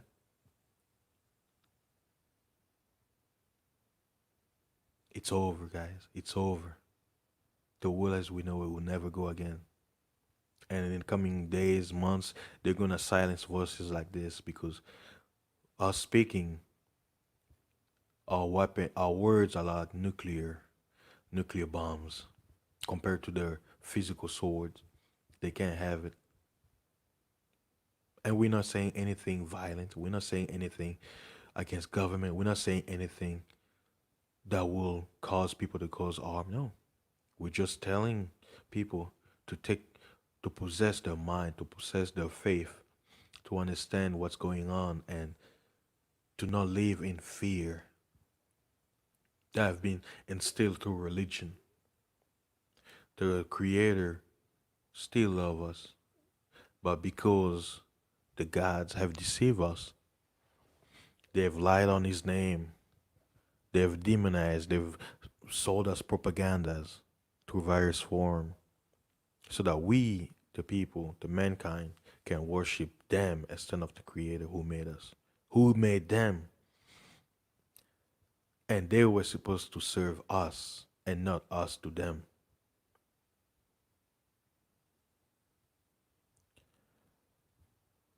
I'll probably, I haven't even been looking at the chat since I was talking because I was in my mode, man. Like, I was in my mind talking about this. It's like there is so much I want to say, but we only have a little time because everybody, not everybody has time to sit here and listen to me talk for your hours and all that. So far, I've been talking for an hour and 46 minutes now. Not bad. So I may open the panel if someone wants to come in, if they have any questions. If some you who's listening out there who may have some similar train of thought and you want to express yourself, don't fear, don't mind the don't fear what they can do to you. They can only silence you, and that's okay. But don't be afraid to speak your mind. Plus, you're anonymous. You don't have to cam up. You don't have to do anything. You don't have to say your real name, whatever. But you are free to express yourself, whether you agree or disagree. Welcome the challenge. Welcome to hear your point of view because I've been talking for like over an hour. So if I bring you up, I don't have to say anything. I can just listen. Now to wrap up because I can ramble on for hours, but I'm gonna try to kind of give you a summarize, it's a summary of what I'm saying, and basically open the panel. Those who wanna jump in, I know it's Sunday, most people are home, but some of you out there, whether regardless of your religion, but you were basically touched by the words I've said. If it made you think or made you realize something, or you want to add into what I was saying, you'll be welcome to jump on the panel whenever I open. Uh, I'm gonna read something uh, that basically adds into what I say. It's a letter by Albert Pike. It's called Three World War Letter. That was written. That was according to the information that was around. That it was written in 1871. Now there are, in the media they try to basically say that this document is false, that it wasn't, it didn't exist. But the person who gave out that information say that it used to be in a museum for many years before it was taken off the shelves into secrecy.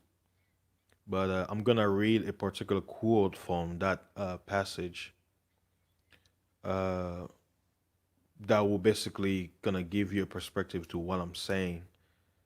Um, Let me read it one moment. Let's see. Let me pull it up. Save the tab.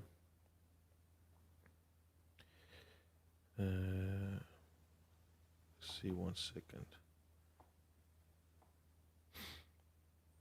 Let's see.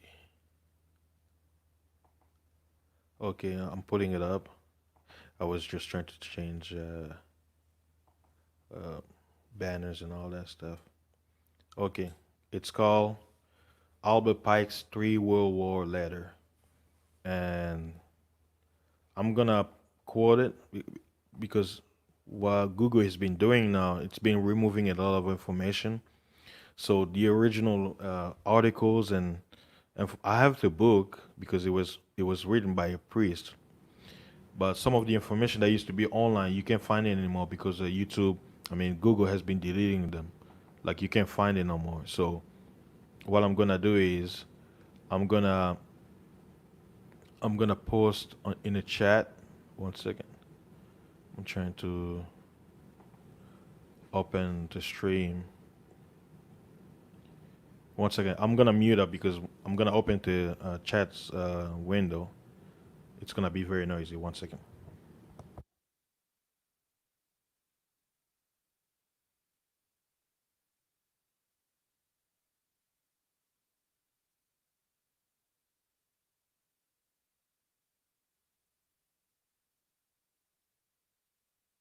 Okay, I'm back. I'm gonna post in the chat, and I'm gonna read a part from the passage, the article. 1 second. Okay, going back to the article, I'm gonna read.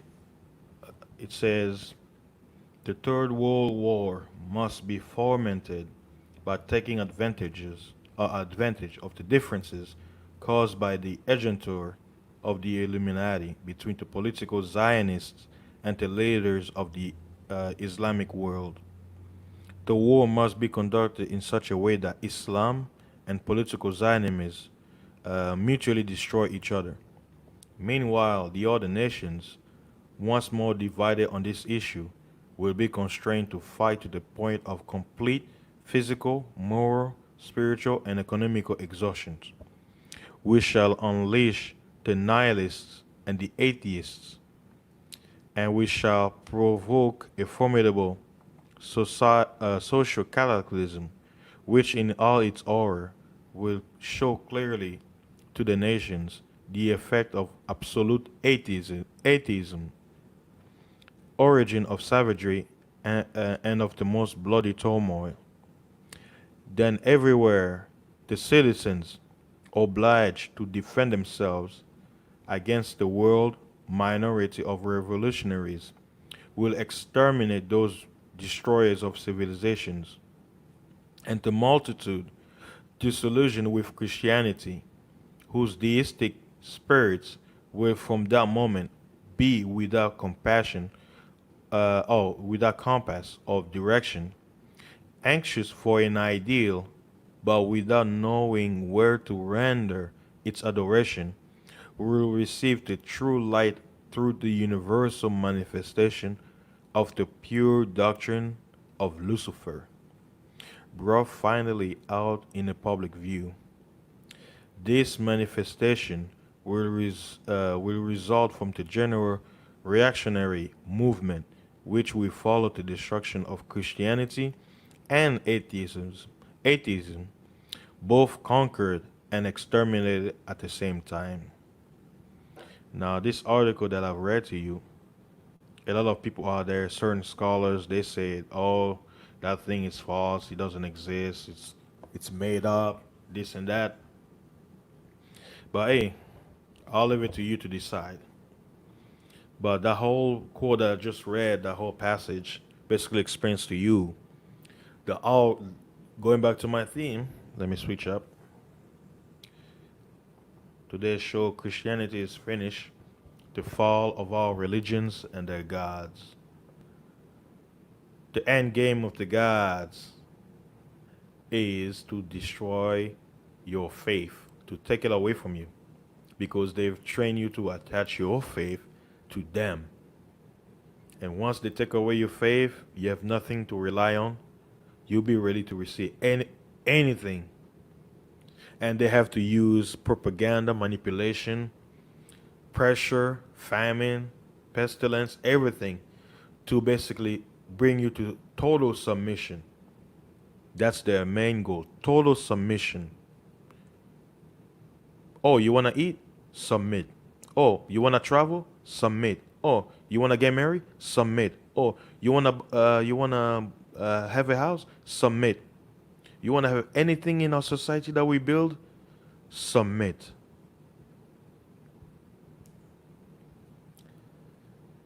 That's the game. And the game is over. The world will never go back the way it was. Religion is finished. And like I said earlier, if you were of a particular faith and your faith submitted to the orders of government to forbid you to gather with your loved one, and they come back and say, "Return, come back, we open," I will advise you to never go back, because they've shown you their true heart. They didn't care about you. They didn't care about your salvation. They were not good shepherd. It's like they were the shepherd that negotiated with the sheep. Instead of defending the sheep, he submitted to the wolf to take you away, to take the sheep away. Do you think you will love that shepherd if you have a chance to return? No.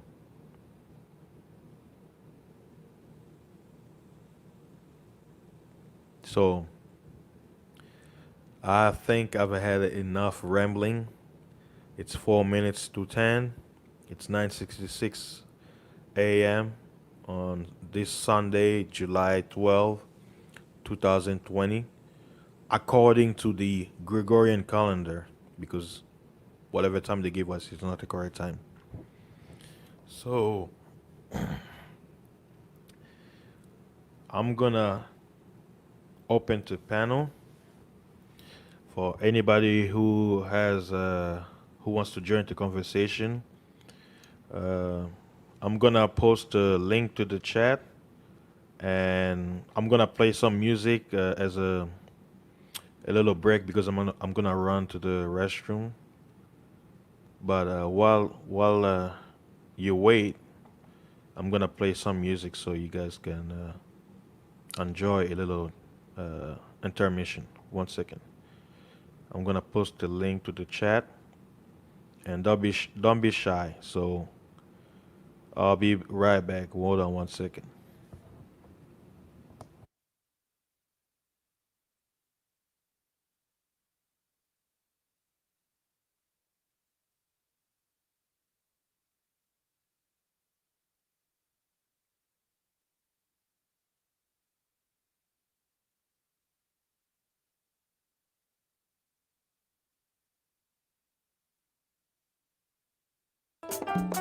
Ah,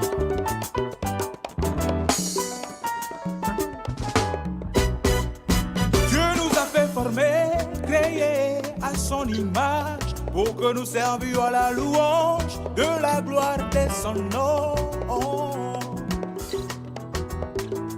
De son nom.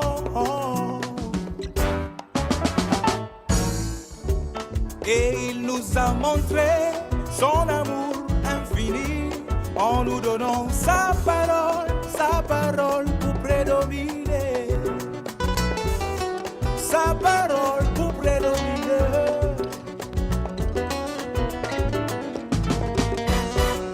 Et nos frères, endurons les pressions, les légères afflictions du moment présent. Laisserons comparaître à la gloire à venir. Et nos frères, endurons les pressions, les légères afflictions du moment présent. Laisserons comparaître à la gloire à venir.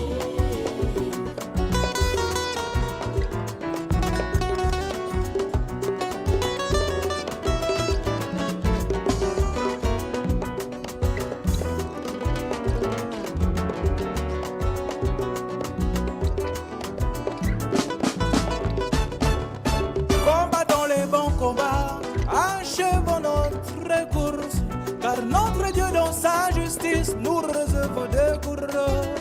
Marchez donc à l'image de la gloire à venir.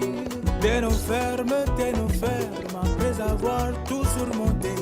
De nos fermes, c'est le but de la compétition spirituelle. Combattons le bon combat, achevons notre course, car notre Dieu dans sa justice nous réserve des coureurs. Marchez donc à l'image de la gloire à venir. Et nos frères, endurons les pressions, les légères afflictions du moment présent. Laisserons comparaître à la gloire à venir. Et nos frères, endurons les pressions, les légères afflictions du moment présent. Laisserons comparaître à la gloire à venir.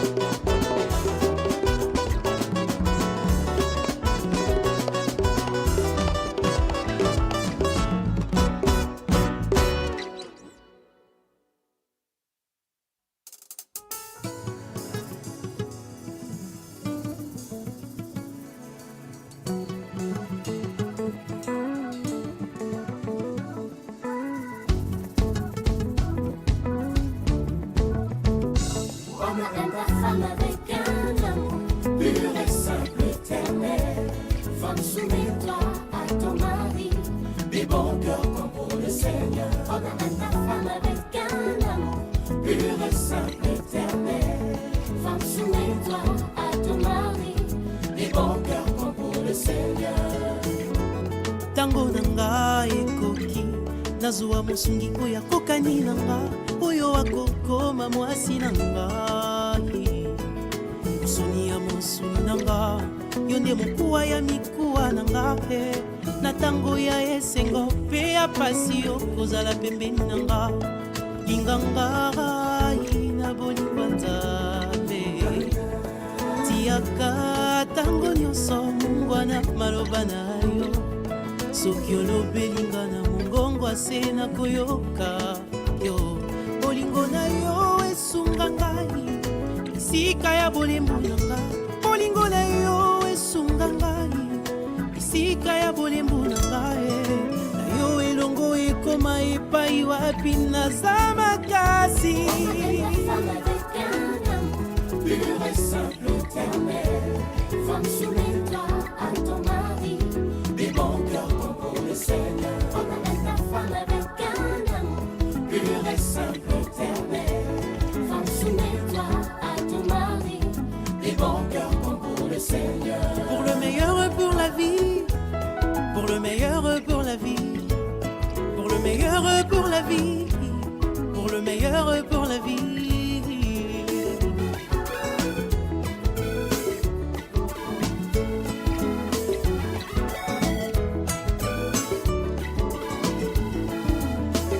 Mon chéri, le mariage est un engagement sacré en présence des dieux et des hommes, entourés de témoins, nous échangeons nos promesses. Yondo kela maliboso, yondo yebi bolingo e, nakatile yo tambe atia bolingo e. Bolingo na yo ndeko ative soumission nanga, nandimi yo lokola molongani nanga, mobandi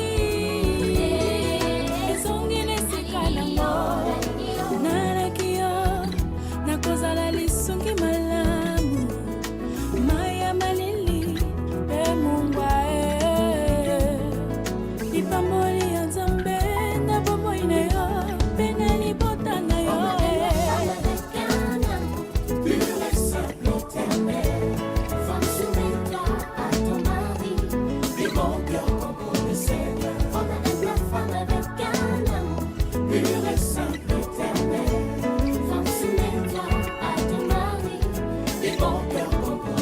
Pour le meilleur, pour la vie. Pour le meilleur, pour la vie. Pour le meilleur, pour la vie.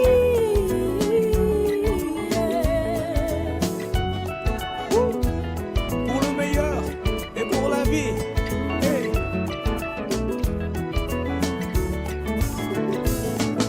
C'est Dieu qui est le cœur du mariage. Allez à lui d'abord en toutes choses et à tout moment. Hey. Allez à lui d'abord en toutes choses et à tout moment. Hey. Que le pardon soit réciproque. Mikolonioso, posolola kamini, mobeta kakati, poseka kaminge, miswetala mingi mingi, bola moninga.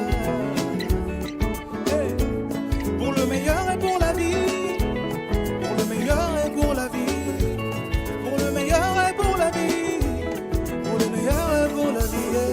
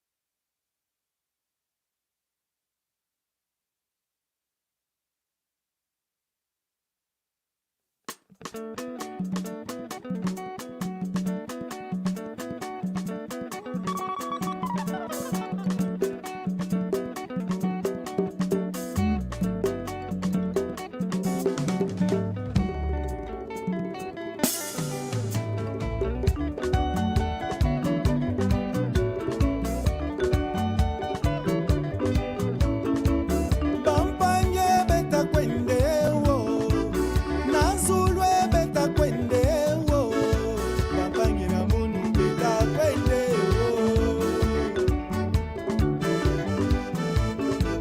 Ngetate betu kwende wo, ngemame betu kwende wo, atange mwana betu kwende wo, ashikukota na jile wo.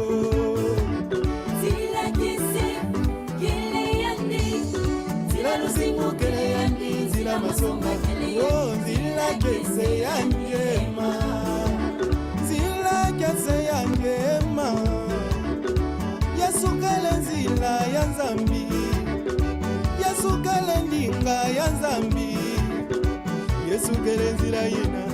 yoge nataka Yesu kelenzila kukonda nzambi kumona mpashema kukonda njila kukonda nyonso ema kovanda na yangi kaka kesewo bato maladi mebelukewo kokunda kubuta bomebutewo achi betu soza te bimazulu betu soza te nzila nzambi bimankaka nzambi tapesa betu yo ashina tata nzambi maladi ikikima mbongo ikikima kubuta ikikima ayaya ayaya yabangwashi besenga te tala mwana ya ikejila samuna kuja na kunwa tala mwana kejilema tala mwana kejilema tala mwana kejilema mwana ya imedila difumu mesalampashe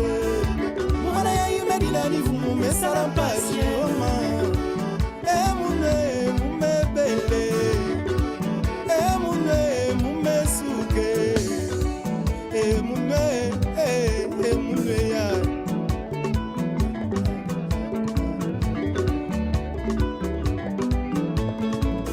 mutu ina mekatukaka na njila masunga mekumakumona njo yayo mekumakumona njo yagedila mama wo yagedila kutina nzo ya nzambio yoke buzobeye ashikukota na nzo nzambi amakambu nyonso mbote luzimu ya ngemba chingese mutu inakasadilaka nzambi amasunga kemalaka funube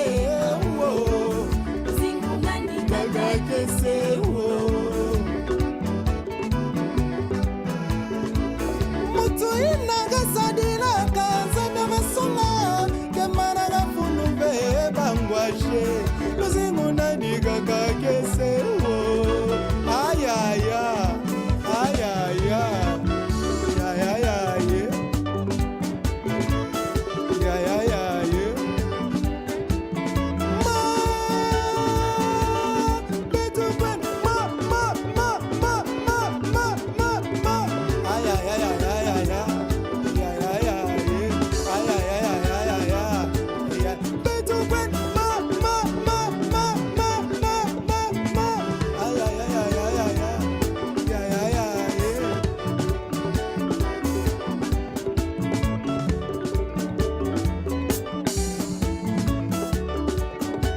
Yesu atakwisa kusosa betwe yanyo atakwisa yayo Yesu atakwisa jako yanyo atakwisa yayo Yesu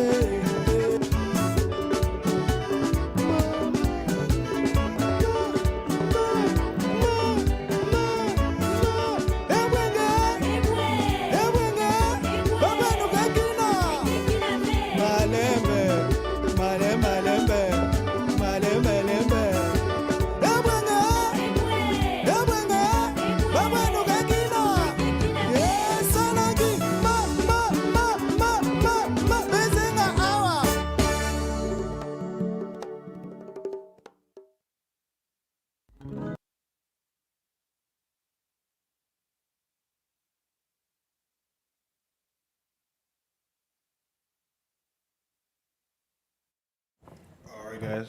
I'm back. Let's see.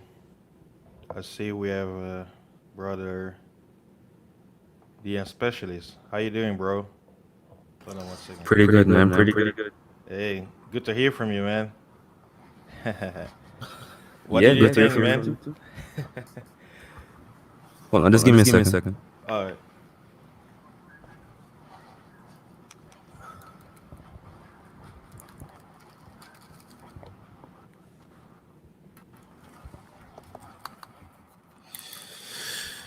Can you hear me? I hear you good, man. You sound perfect. All right, Yeah, good. yeah, you got a good mic, man. What do you got? Well, right now I'm rocking with the Blue Snowball. Okay. Ah, it sounds good. I really like it. Me, I have the But Zoom 6, and I'm using the roll, and but that's I'm why I'm actually speaking hoping to slow. upgrade. Oh, hey, that's fine, man. Take your time. Take your time. Yeah, man. So, What? did you have any questions on the subject and all that? Or you wanted to add something? Nah, I'm pretty much in agreement with you. But hold on, I'm gonna have to drop down because I'm already late. Okay. Okay. Sounds I'm good. I'm gonna come right back. All right. All right. Yeah, guys. For those of you who are watching, if you're interested to join us on the panel, feel free to jump in. I'm gonna drop uh, the link again. One second, so you guys can come join us. Don't be shy. We we are brothers and sisters here. So it's Sunday. I know most of you are chilling at home. So I see you. Hold on. All Yeah. right, all right. Yeah. So no more delay. For some reason, I still have it, but whatever. I think the reason why is like if you're listening it from YouTube, that's probably why. But if you're in StreamYard, then you're gonna hear me, like as I speak. Yeah, because I know when I was testing it yesterday, if I'm listening from YouTube and I'm speaking, I hear like a delay. Like I'll hear myself repeat myself over and over, so it was kind of annoying. But when I switch up it where I'm listening to the StreamYard, then I'm hearing as I speak. So yeah, I don't know why it does that sometimes, but yeah. Nah, I'm on the street yard alone. But Ah, anyways, it okay. doesn't matter. Ah, yeah, man. Hey, I've been talking for 2 hours, man. I think I've had enough. So I'll let you talk, man. You go ahead and speak your mind about this subject. Like, I wanted to kind of like give a background story about religion and everything, and basically showing you that what this pandemic has showed that religion, they don't have any power because if the government can force in every country for them to stop coming together, then it's like it's nonsense. It's like everything you believe in, you should just throw it away because that's Yeah, not how it should be. everything submits itself to, well, what we would call the government. So what a lot of persons thought, well, hey, this is my religion. It's the best. This is the way to God. But what has this is proven is that, hey, the God of your religion actually is not what you think. Yeah, I mean that's what it shows, and it's like you come to a religious community. It's like, what's the point of believing what I'm told, but when it comes to actually applying it, it's as if you you just babble like it's like you tell people don't drink and drive, but when it comes to a moment where you're not supposed to drink or drive, they say, oh, it doesn't matter. You're like, what? But you've been telling me all these years don't drink and drive, and when I reach that moment where I shouldn't drink and drive, you say it doesn't matter. Like it don't make no sense. Yeah. And what's also funny is that when was it? I think yesterday I told you that I saw a guy, he said, um, I don't need prophecy. And I was like, bro, are you serious? He's like, no, I need to deal with the issues that are right in front of me. And that's one of the things that I guess people, especially I'd say black people, get caught up in a lot, is we want to deal with what's right in front of us. And that's true. You have to deal with your day-to-day issues, you're gonna need your job, etc. But what's also important is knowing the script, as you said, and knowing what's coming. And like you said as well, this is the time our ancestors would have been, some of them didn't want to be here, but this is the time they would have wanted to be in, the time of revealing, the time of, things unfolding, and we're seeing it unfold right in front of our very eyes. Yeah, it's like everything we've heard since our youth. It's happening right now, and people still have no clue what's happening. It's kind of like we read it. Since we're young, they were talking about, oh, the end of days, this is what will happen, but we're gonna be raptured, we're gonna be taken out of here. But then you sit around and be like, wait a minute. Okay, they told us before, or before the Antichrist comes, right? We're gonna be raptured, and then the Antichrist is basically gonna rule over the world. He's gonna forbid people to worship. Basically, it's gonna be like total dictatorship, right? I'm like, okay, the pandemic comes, all countries forbids people to gather together when it comes to religion, and we haven't been raptured. We're still here. What's going on? Like, you see what I'm saying? It's like you've told people all these years, oh man, we're gonna be raptured. Christians will never go through this, Well, you and then see, bam. there's a lot of doctrines out there, and what happens is when certain prophecies come true or certain things happen, people tend to, and that's why, as you said, and as the scriptures say, a lot of people will lose their faith in this time because they weren't attached or believing on what the Most High said, but they were attached and believing what men said, what men assured them, and also what they deluded or convinced themselves to believe. And this is something that Brother Logic or Brother Hook talks about a lot. Yeah, I think somebody's saying I had an echo. I think I lowered the reverb, so it's probably the background noise. I know the AC is like I hear my AC running in my back. Can you hear, a specialist? Hold on. Yeah. Yeah, I hear you. Okay. I just want to make sure that there's no echo or there's no background noise because I can hear because I got my studio headphone in, so like I can hear the little huffing noise inside my tools. But Oh, okay. whenever I hear on my phone, like whenever I pull off my mic and then go on my iPhone and I listen to my headphone, I don't hear any noise. So I think it's good. All It's like right. I'm being deceived by listening to that noise, but people don't pick it up. So yeah, but All it's right. like the prophecy. So yeah, that's it. And man, I'm like I told you a while back, I'm still kind of stranded where I am here. But uh, once I get settled, hopefully I get home. But it seems I'm not gonna be able to get home unless I do, the test for that crown virus, if you know what I mean. So we're gonna see what Yeah, happens. yeah. Like my advice is this. I'll put it this way: you as a man, you have was it sovereign right over your body. You are not supposed to allow anything to enter your body without your permission. And especially like that's what I tell people. People don't realize. Guess what? You can fight it. The reason why they can force it is because people don't fight it. Like if let's say you have a job and they say you have to take a vaccine, you're supposed to fight it. Take them to court. They're not supposed to. It's against the law. So better for you to go fighting and let's say you go and fight, and basically it's like whether you fight or not, you still they're gonna like we have no choice in the matter. Then you walk away winning. Why? Because you at least you fought, right? You resisted. So and the creator, like I say, faith, they have to take your faith away. If you have faith that the creator will provide, guess what? He will.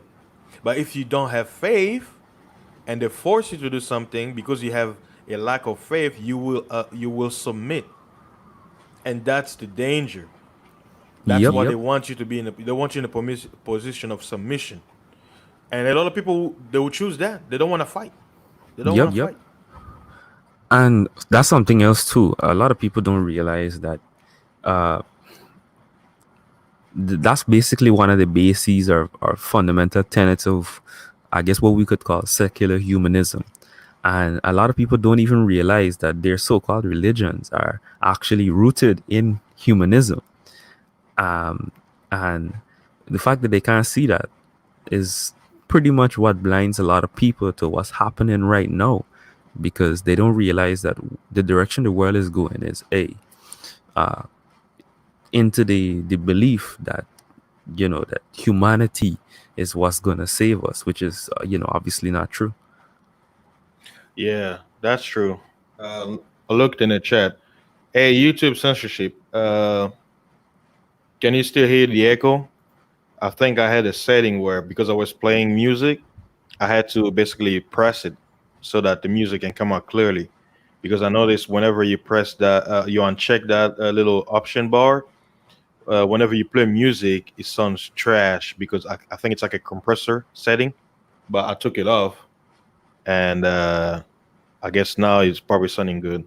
Oh yeah, you mentioned about the mask. Okay, here's another thing about the mask, guys. Uh, it's the whole thing about the mask. It's not what they're saying; it's what they're making you do. Masks are used what to basically to seal or to hide something, right? To hide your face, your visage. And masks are usually used in witchcraft and ceremony, secret ceremonies and stuff like that. So they basically have forced mankind to participate in a satanic ceremony under the guise of protection. That's what they have done.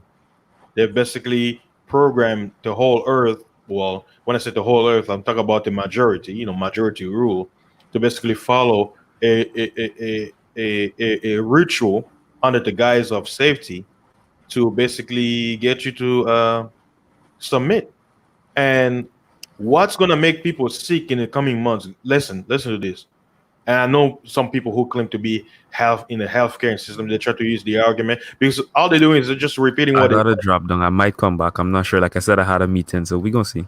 Oh yeah, yeah. Go ahead, man. Go ahead. That's fine. Yeah. When it comes to the mask, it's like the the irony is they've made they made you feel like, oh, you gotta wear a mask for your safety. But one thing you're not realizing is that mask is what's gonna make more people sick than ever before. The mask is actually gonna make people more sick. And it's I mean, you who's listening, just take an example. Take a mask and put it in your mouth and go run. Let me know how you feel. Now imagine wearing this mask, let's say half a day. Like let's say you wake up at 7, you gotta go to work and you gotta come back and you're wearing that mask. How would you feel? And you know one thing I'm kind of actually happy that I'm witnessing certain places that I'm going, right? Because see, the media they notice the powers that be they notice. I'm here in Texas. The governor of Texas came out and he's like, "Well, it seems like people are not following the rules, uh, and if people are not following the rules to basically slow down the spread, we're gonna have to take further measures." I'm like, "Okay, how in the hell does he know that people are not doing what they're supposed to do? Do they have spies watching everything that's happening?" I mean, it's a rhetorical question, but you already know the answer. But it's like they've realized that a lot of Americans here, I'm speaking here in America, a lot of Americans have realized it's all bull, and they're not obeying it. Even some business establishment, even though they threaten them for thousands of dollars fine for not basically making sure their customers wear a mask. When I go out and I see some people who choose not to wear the mask, I feel happy because I'm like, finally, I can see somebody who's not following what he's told just because they say so. That they choose the rational mind that wearing a mask over your nose is stupid. It's not good for your health. It's not good for your lungs, and it basically debunks everything we learned from elementary science. They told us that your lymphatic system is set up for how you breathing and everything like that. It's a system. That's how you're able to survive. You need fresh oxygen from nature, from the air. That's how your blood gets recycled. I mean, do I have to give you a elementary science session that I remember from middle school, where they show you the heart, how it works, the lungs, and they talked about how the blood comes from the right side to the left side, and whenever it reaches the oxygen area, it gets processed, it gets recycled. You basically your blood replenishes from your arteries to your veins. We learned that in elementary school. So how in the hell they're gonna come years after and basically debunk everything? They say, "Oh, what we taught you is all bullshit. You gotta wear a mask for your safety." what's going to make people sick in the coming months, it's not going to be the hoaxy virus. It's going to be the mask, wearing that mask.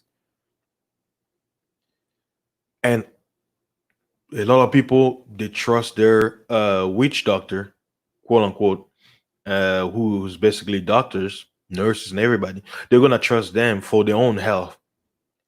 Your body is yours. Who are you going to trust? Who you going to trust a stranger for to take care of your own body? We common sense should tell you nobody's gonna care for you than you. Nobody.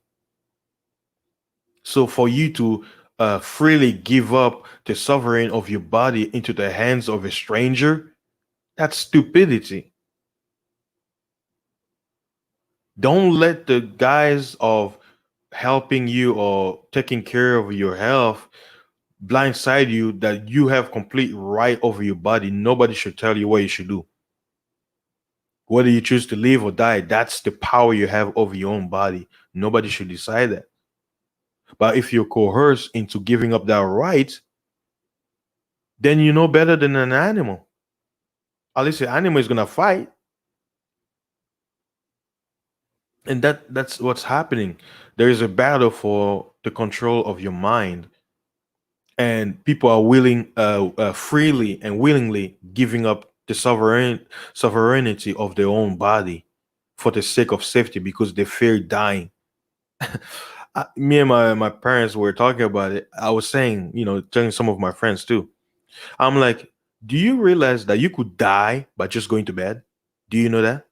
Going to sleep and never waking up? Does that stop you from sleeping? Does that stop you from taking a nap because you fear that you may die by you just going to bed? So how in the hell you're gonna have some hoax virus that you've never heard of, you've never seen, and nobody around you has it? And if you're quote unquote told that they have it, there is no factual way to prove it because they just say, "Oh, he died of it," like without proof. They're gonna use a quote unquote symptom, which they keep changing, they keep adding, subtracting, changing their words. They're not consistent. You're gonna take the words to basically take care of your body? Really? And with the subject at hand, the shepherd, the people, the religious leaders, pastor, imam, and all of them, they were supposed to be the guard between man and quote unquote God, right? But they stay silent. Don't be surprised. A lot of those religious buildings, they're gonna be used as a processing center, being paid by the governments to basically lead the sheep to basically get that vaccine or other stuff they're gonna be doing because you trusted the same shepherd who kept silence during this pandemic. Here's a question: in this struggle that's happening, right? Was the religious establishment helping their people? You have millions of Christians out there who are suffering, starving because of this rule that the government put. Did these religious establishments stop anything they track to basically take care of their quote unquote followers?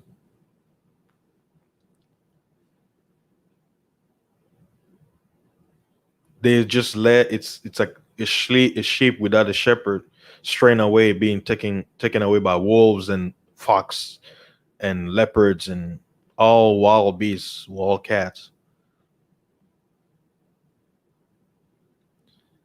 We're coming to a time, man. A lot of the people, because of their loss of faith,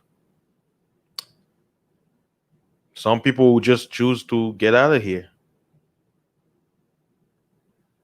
prematurely because they're gonna experience something they've never experienced, and because of their lack of faith, they will have nowhere else to turn. Their mind is gonna be so scrambled because they won't know what to do. It's like they have no answer. The programming is too strong.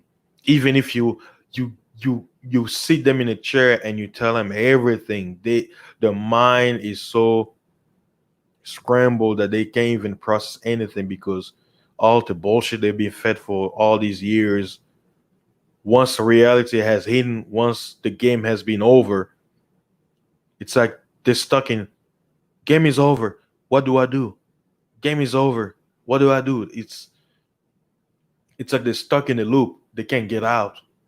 And the only way to get out is to get out of here prematurely, if you understand my analogy.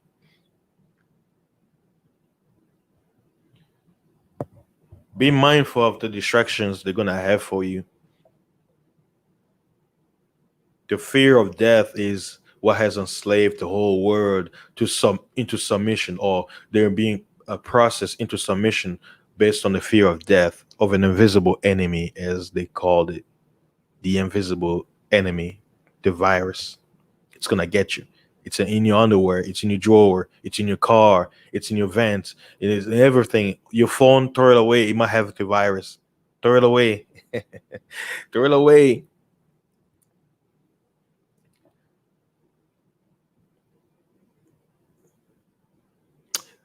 Those who speak truth and reality, there will be silence.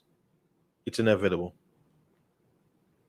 So have the leisure to hear voices like myself and others out there. I'm not the only one, because each one of us, if you have control of your mind, you have the free will to express yourself.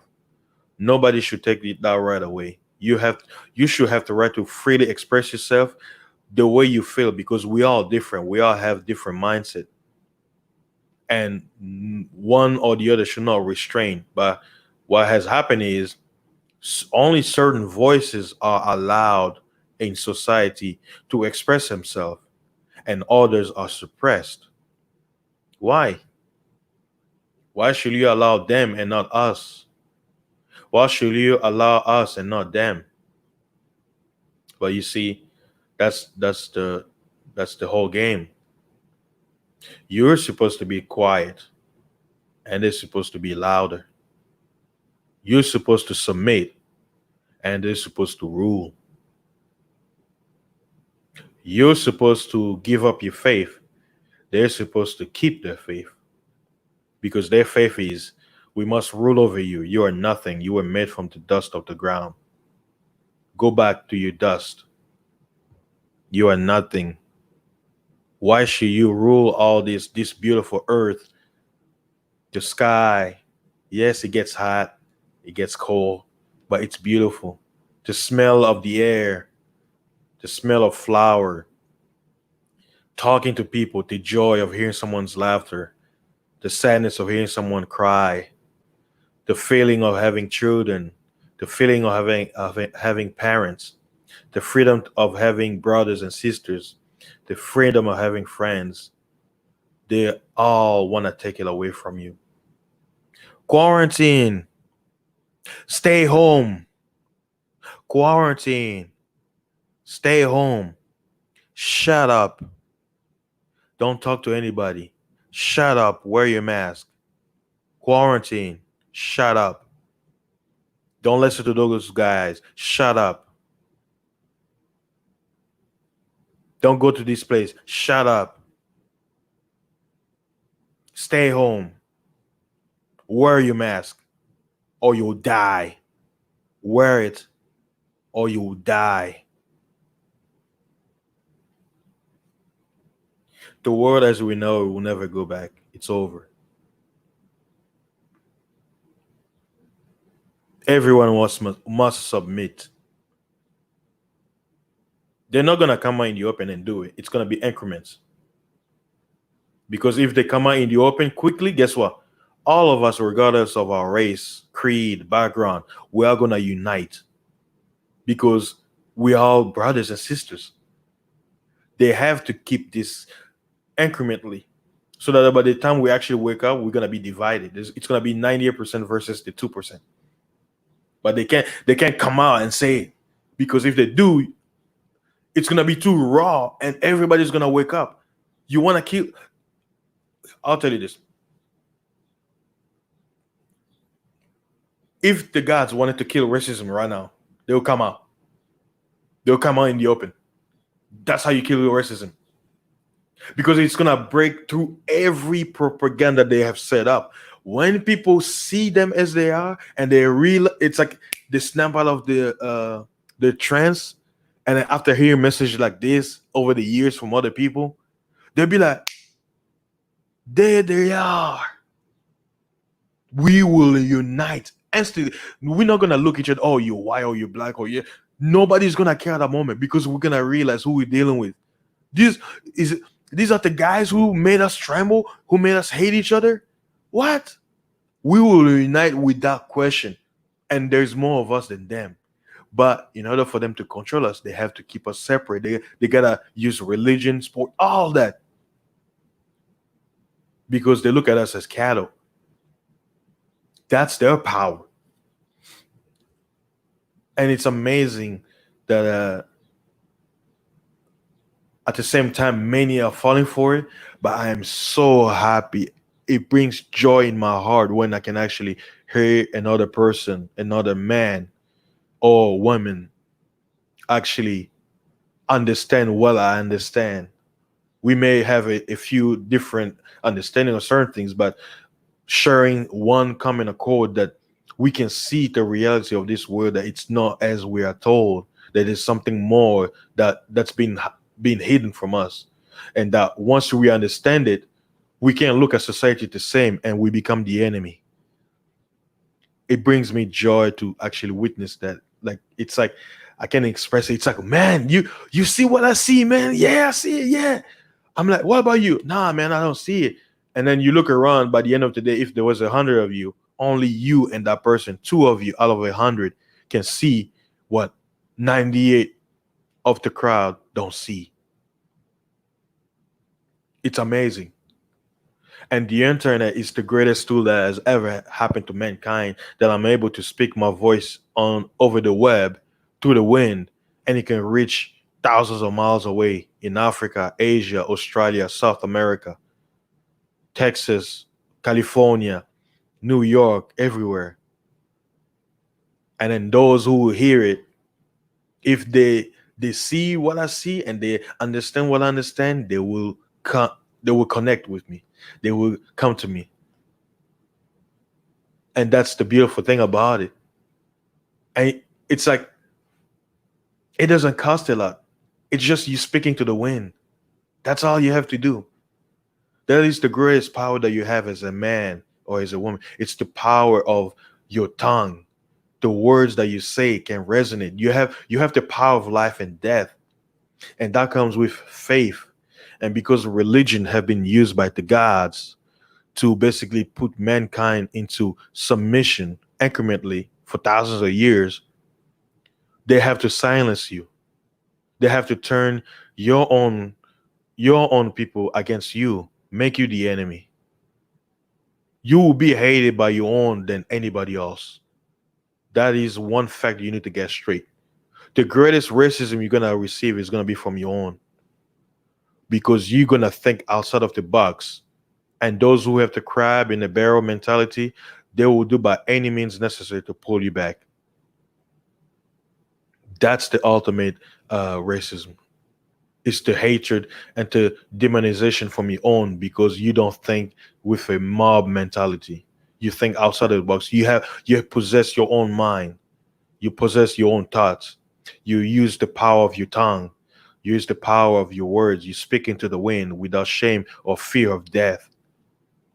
And they are trying to silence it. They are already silencing it. And in the months to come, they will silence it.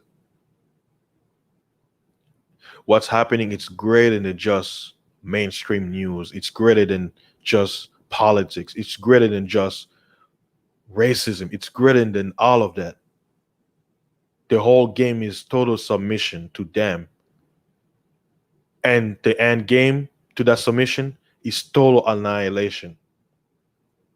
Submission, let me give you the example. Whenever you study history where people had to bow to kings, let me give you the understanding of the reason of bowing down. Sorry. When you bow down, You know what you're doing? You're exposing your head. When you bow down, you're looking to the ground. You're not seeing what's around you.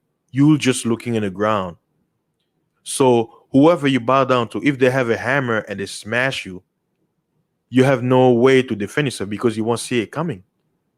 If they decide to stomp on you, like on stomp the yard, you have no power to fight back because you're in a position of submission. And the interesting thing about the scripture is we're not supposed to bow down to no man, to nobody. Submission belongs to the creator. And the submission, it's not what you're thinking. The submission is us enjoying everything in this place we call earth. And in return, because there's nothing we can give to our creator. He created everything. What can you give him? And when he says submission is all it is, just like a father, appreciate what I have given you. Appreciate and thank me for it. That's the submission he requires. It's no you bowing down, putting your head to the floor where you expose yourself so you can get stomped upon. No, you're supposed to stand tall and proud because you're Adam, you're man. You were made from the dust. And out of the dust, you were made into the greatest creation in the eyes of the creator. Just think about that. Just think about it. Just let it ponder in your mind. I was made from the dust, but I am the greatest creation in the eyes of the creator. Of all the creatures that are in the heavens, that we can see, that are beyond our understanding, to the creatures that are on this earth and below and in the seas, he says to the words of the prophets that mankind is his greatest creation, and that everything above on earth and below was made to be subject unto us because he loved us more than anything. And that because of that envy, some of the creatures in the heavens, they rebel. They were greedy. That why such low creature shall have all this glory to himself. No, they must submit to us because we were made greater than them. That was the foolishness. And now because they know their judgment is coming, they're speeding up time just to show you that time was created by them. We're not in 2020. It's all illusion. This is a Gregorian calendar. Each civilization, they reset time. So when they give you time, 2,000 years ago, 20,000 years ago, how do you know when everything is always resetted? You don't know. Us here living in America, what was the time before the Europeans came here? What calendar were the natives using? So how do you know we're in 2020? Because I say so.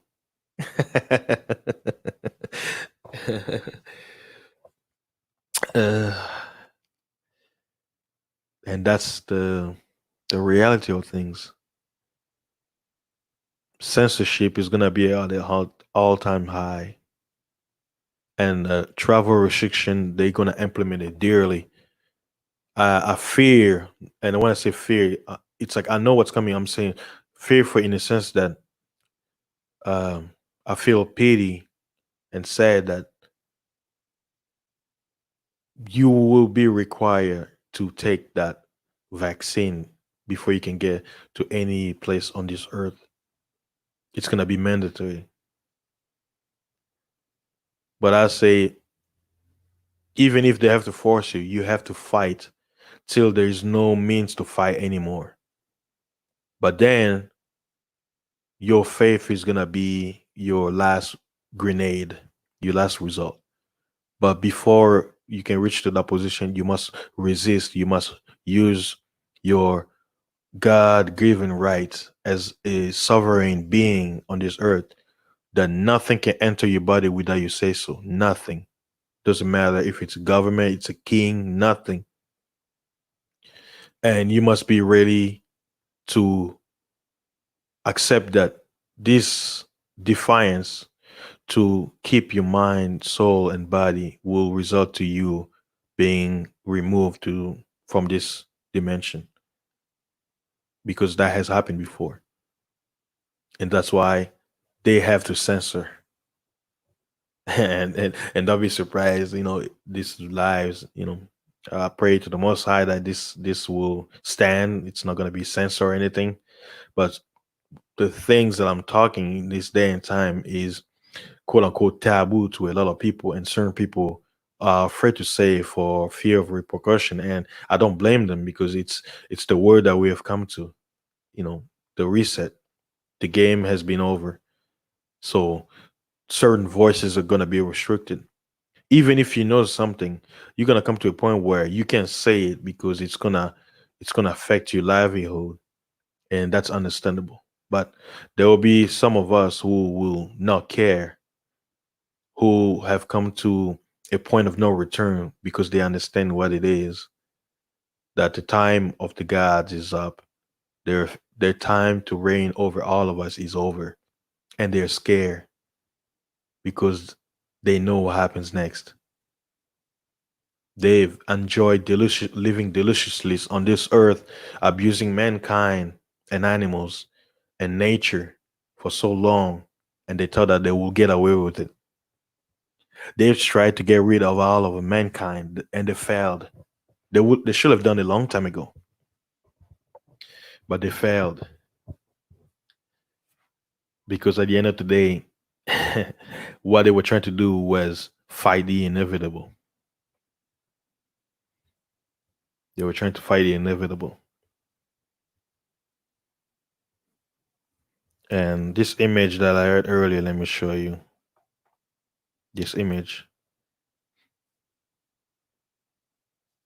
All these people from different background,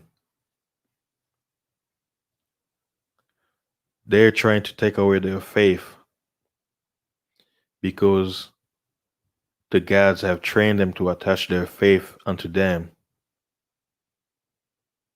They've deterred them from work for connecting to their true father, their creator, the creator who created the ancestor from the dust of the ground. And that they've lied to them, they've misled them, they've blinded them. We were not meant to work to enjoy life. Life, this earth was supposed to serve us. But look how they've reduced us to.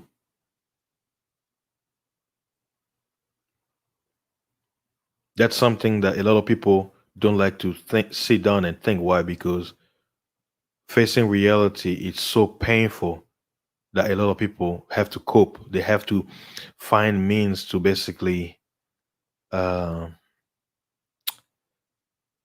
not think about it, or not put it into their mind, push it all the way back to the ground. Be like, oh yeah, you stay out there. We don't want to think about you right now. Because when you think about the reality of life, it's like you're like, man, is this all there is?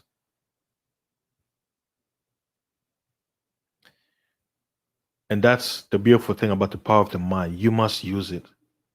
I always say, I always tell myself, I'm very crazy. I think a lot. I have so much on my mind, and sometimes when you have too many train of thoughts, when you try to express yourself, some people may not be welcoming, because they're not doing what you're trying to do, which is think and imagine and decipher, what's going on in the world and all that. Some people, they don't want to think of that because they don't want to.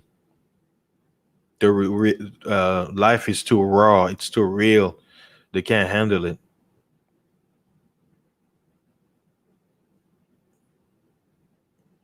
So, as I say in the title of the show,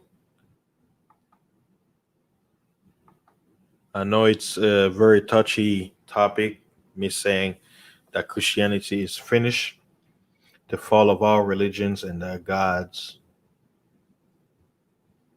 It is a subject that's very sensitive to people, but those people they haven't even realized that the religions they play us all. They played us, and when it was time for them to actually walk the walk, they bailed. They stayed silent. They were nowhere to be seen and heard. Hush, hush. Silence. Shut up. Don't say nothing. Don't tell them nothing.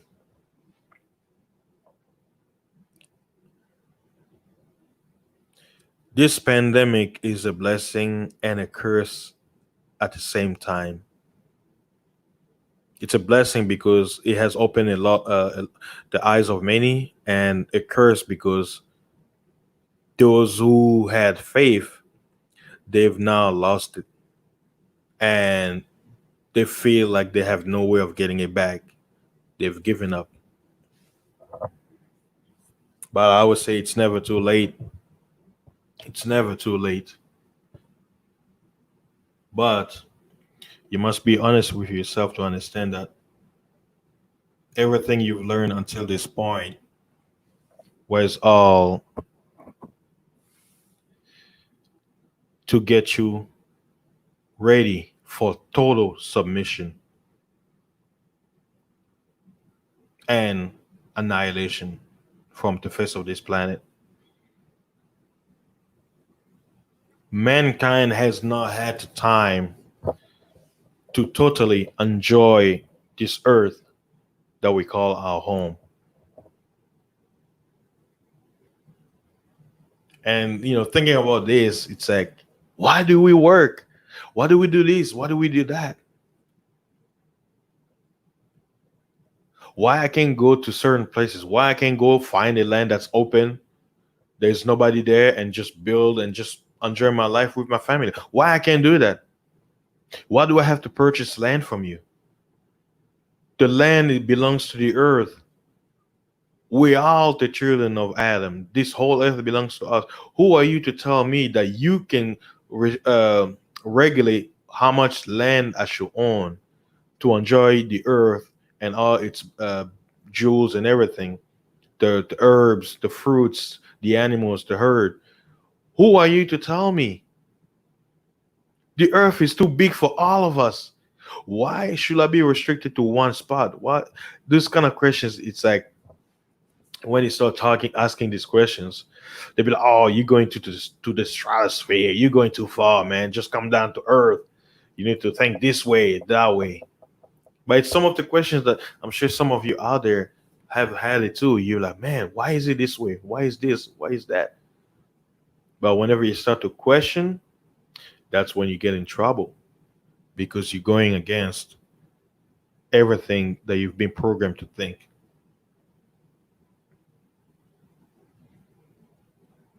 But I'll thank for all those who can see like me. I say thank you because one of you opened my eyes too, and I'm so thankful I was ready to receive it when I received the information. I didn't gain this knowledge by myself only. No, there were others who saw it first, and they gave it to me, and I received it. So I should not take pride to say, "Oh, I know this, I know that." No, I didn't know. Now I know some, but there's still more that I don't know, that I'm still searching for.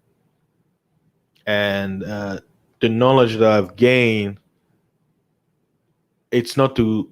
It's like when you learn the truth and knowledge, it should not lead you. This is how you know when someone knows the whole truth and understand this reality that we live in. You're not gonna hate anybody. You're gonna hate evil, but you're not gonna hate anybody because you understand why hatred for one another exists. You will understand it perfectly. And those of you who's listening, you totally understand what I'm saying without saying too much. You will understand everything. You'll be like, okay, I see the game. I see the game. And this is how you're gonna know.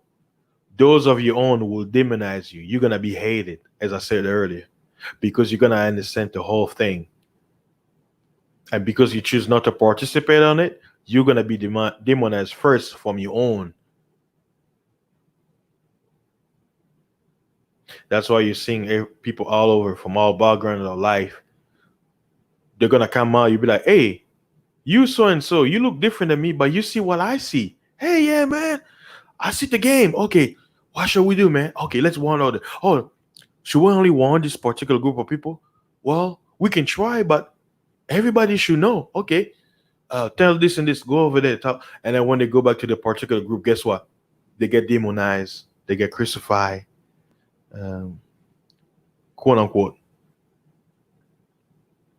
And then when all of them come back, they say, "Well, I went to my own. They didn't want to receive this. Yeah, I did the same thing. So what should we do? Okay, let's come together." And then when you try to come together, guess what happened?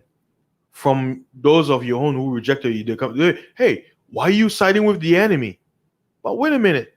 I came to you guys trying to help y'all see what's going on. I became your enemy. Now that I'm talking to somebody else, you say they're the enemy of me? When you treated me the same way?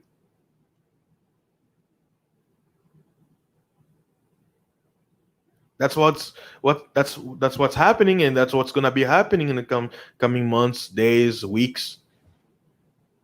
There's gonna be a separation because the gods want it this way, and it's inevitable. So for all of you out there who are listening, if you have a voice, speak it. Use your tongue, use your voice. Speak unto the wind. Do not be afraid, because the game is over. There is no need to speak into parables anymore. Because they've taken away every distraction. You're gonna get the raw truth. They're just playing games. Look, they'll give you something. This, oh, we're gonna take it back. It's getting worse. Sports, like I say, will never go back the way it was. It's over. They're gonna come and say, "Oh, okay, we're gonna have these new regulations. We can have a lot of people in the crowd, and this and that and this." They're gonna do it, and they're gonna pull up. "Oh, we can't. Sorry. Oh, we allow you to gather, go to club. Oh, oh, it's getting bad. Okay, let's pull. Let's shut down everything. Oh, no, no, no, no, no. We can't allow that no more." There's gonna come a time where, according to the Bible, prophesy, you're gonna try to go to one city, you won't be able to. It's gonna be restricted. You're gonna have your freedom, but you won't be able to travel. You gotta wear that mask. You gotta take that vaccine.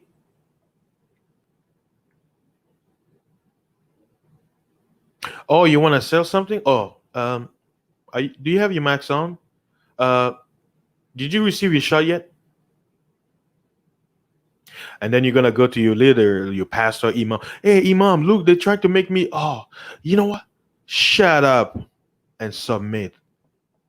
Shut up. Do as you're told, because God says so." But hey, remember, we still need donations. Don't forget us. But shut up. Go back. Go. Stay home. We'll see you when the government decides to open up, so we can come together like nothing happened. Hi, hey, how you doing? Welcome, welcome. Come on in. You're welcome. Let's worship together. You know, Nothing happened. Everything is normal. You didn't see what you saw. You didn't hear what you hear. Oh, come on in. Come on in. Everything is good. Everything is good. Okay, let's get down to business. Don't go back. It's over. Don't don't let them scare you for not gathering with your loved ones. Don't let them. That's why they target the elderly women. and children. Why? Because if you think about it, elderly are like children. They need guidance because of their age. Children need guidance, and women because the woman takes care of the children. She has that nurturing ability. That's part of her nature. Men have it, but women have it more. And in order for it to be effective, they have to get to them first. Because with her emotions, she will submit quickly for fear of hurt coming upon her loved ones. So they'll go to her first and the elderly to basically bombard you with fear tactics. Oh, do this or you die. Do this or you die. Do this or you die. Do this or you die. You're gonna hear over and over like in music that it becomes part of you. Oh man, if I do this, I'll die. You didn't think that. They told you. You didn't think that. They told you.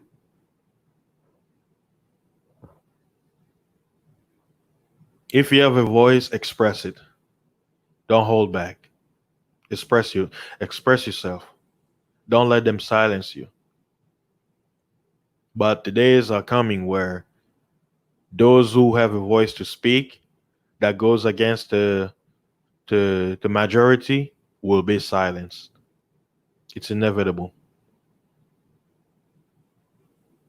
And when it happens, you will understand. You will understand totally why. But right now, it doesn't make any sense because you don't see it, and that's okay. That's you. You know, that's how we are. When something is not happening to us, we think it's not real. It's not happening. But when it happens, you will understand. So just protect your mind, um, and don't let the pressure of society cause you to submit your sovereignty to the gods. Yeah, even sitting here thinking about it, I'm like, man, it's amazing the power they have over us, the power of influence.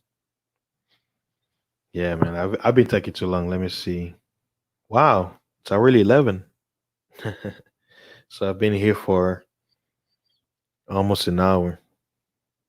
I haven't even been looking at the chat. I see I have 8 people watching. Don't be shy. I posted the stream yard.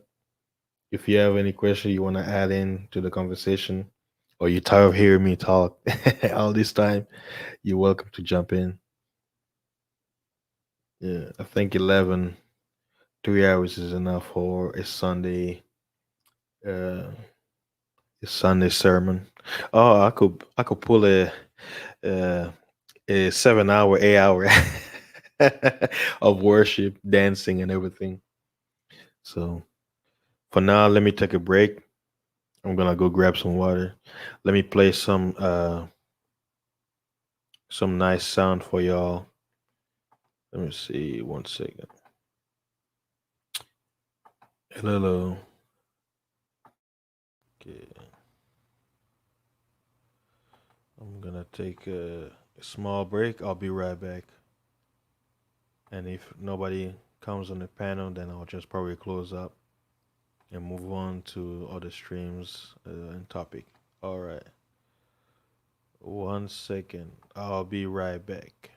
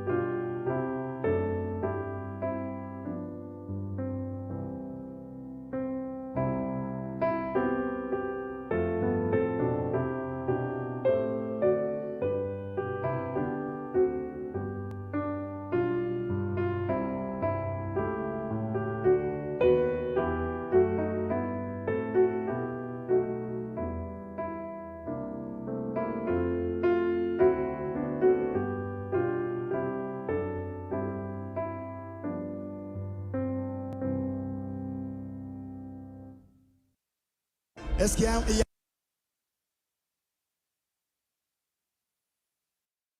I'm back.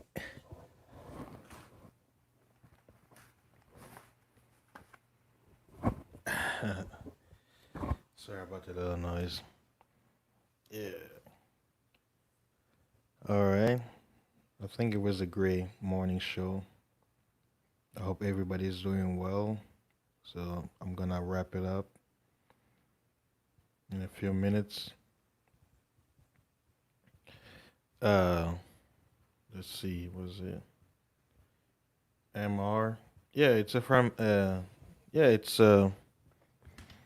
There's no strong language. I'll say the strongest language I've used so far was when I read a scripture, ranch.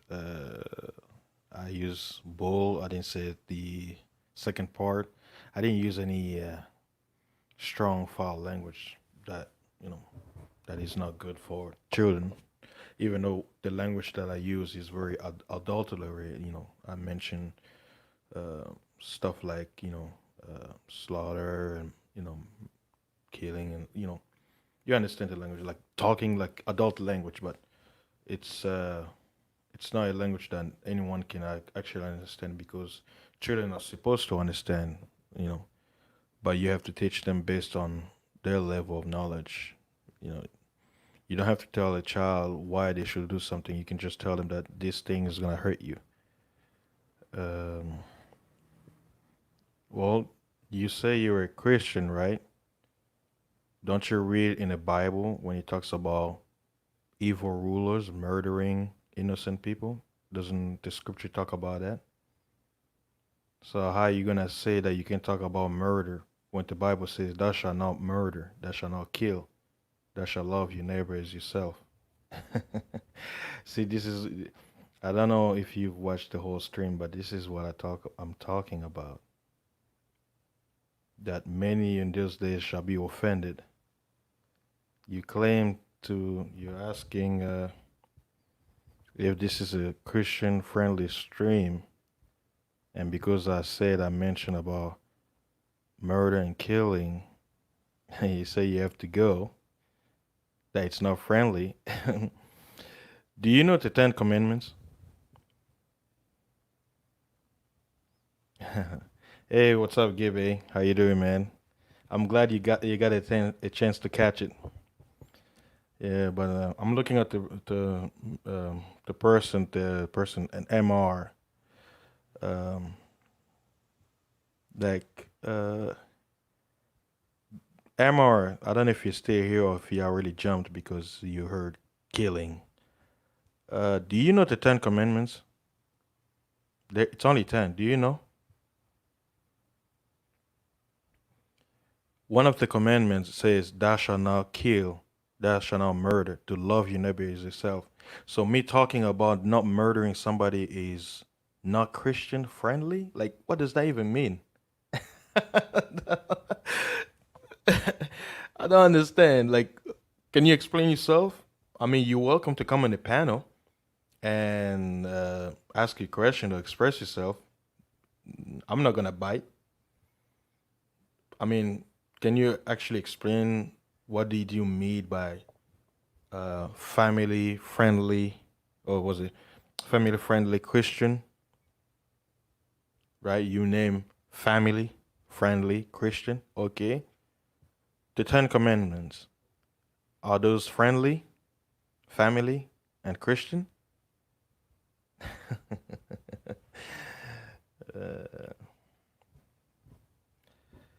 Thou shalt not murder. It's talking about killing. It says don't kill, don't murder. Love your brother, don't murder him. Is that so? You okay? I don't know exactly where it come from, but this is my interpretation. So you mean to tell me that according to a family friendly Christian stream means you're not supposed to talk about murder of the innocent. You're not supposed to talk about the murder of children. You're not supposed to be murder of loved ones, the hatred, the killing of the innocent. We're not supposed to talk about that. It's not Christian friendly to talk about murder, to talk about famine, to talk about starvation. Really? Is that where you're coming from? Isn't it interesting for those of you who've been listening when I said that the days is coming where you're gonna be silenced? And it hasn't been even a month when we have an expression like this in this comment. I don't know if the person is gonna come back or not, but it's surreal. It's like I just spent I was about to wrap it up, right? I said I've been speaking for like almost 3 hours about you as a person expressing yourself, right?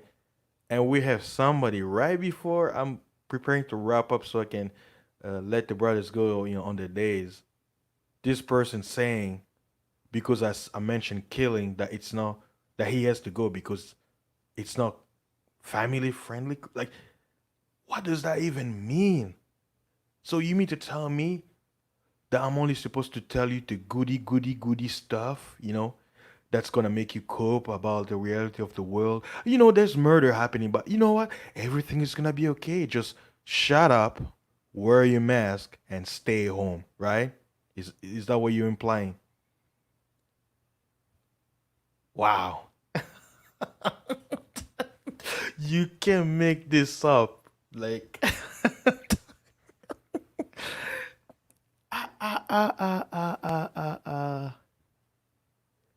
wow.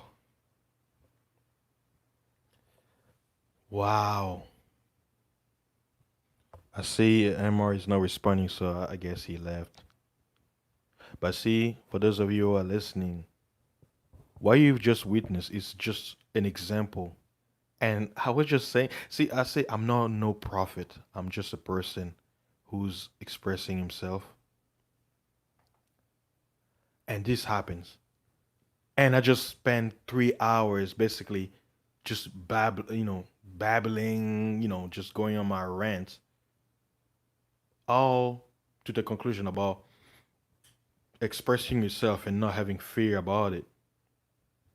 No more talking in parables, speaking raw truth, and you have somebody saying they have to go because I mentioned killing.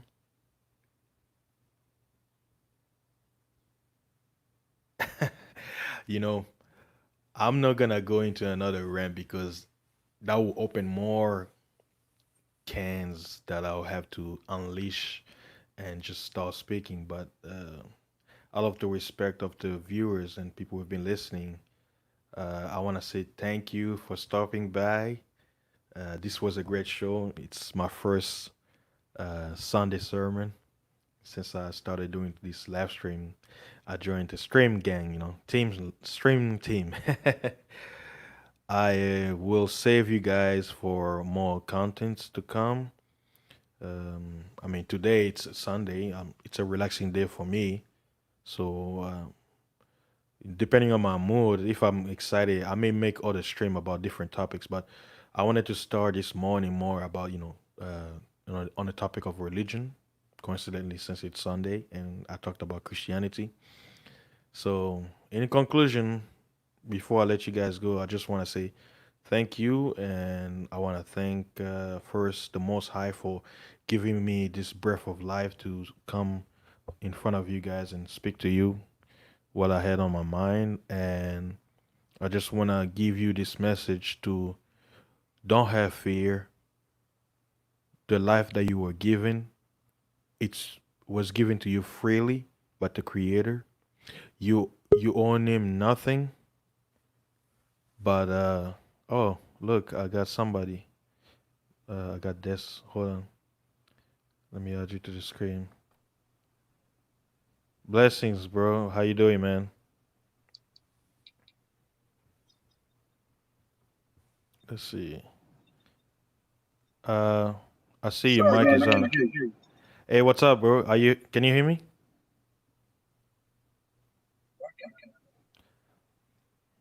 Oh, I can barely hear you. It's I don't know if it's your Wi-Fi. Like you borged a little bit, but I think it's having a connection problem.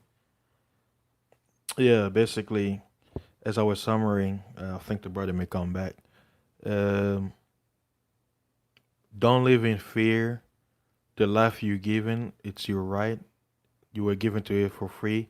You don't own the creator anything, but just a thank you and trying the best to live peacefully with like-minded people, people around you. This life that you were given, it's your right. No one should take it away from you. Enjoy this earth that he blessed us. And if anybody wants to take it away from you, you must fight. You must not give in. And the greatest power you have is over your own body. And you should allow anything to be injected into you without you say so. And even if you, with you say so, if it's something that's gonna harm you, don't do it because that goes against yourself. So stand proud. Do not be afraid to express yourself. Speak freely. Oh, that's James. Thanks, bro. Thanks, bro. I know you were probably having a connection problem, but I wanted to end it because I realized I've been rambling for 3 hours, and I opened a panel for those people who had some questions to jump in, but I had the specialist. He came in, but he had to go to work. So if more people would have jumped in on the channel, because I know it's a particular topic that a lot of people don't like to touch on.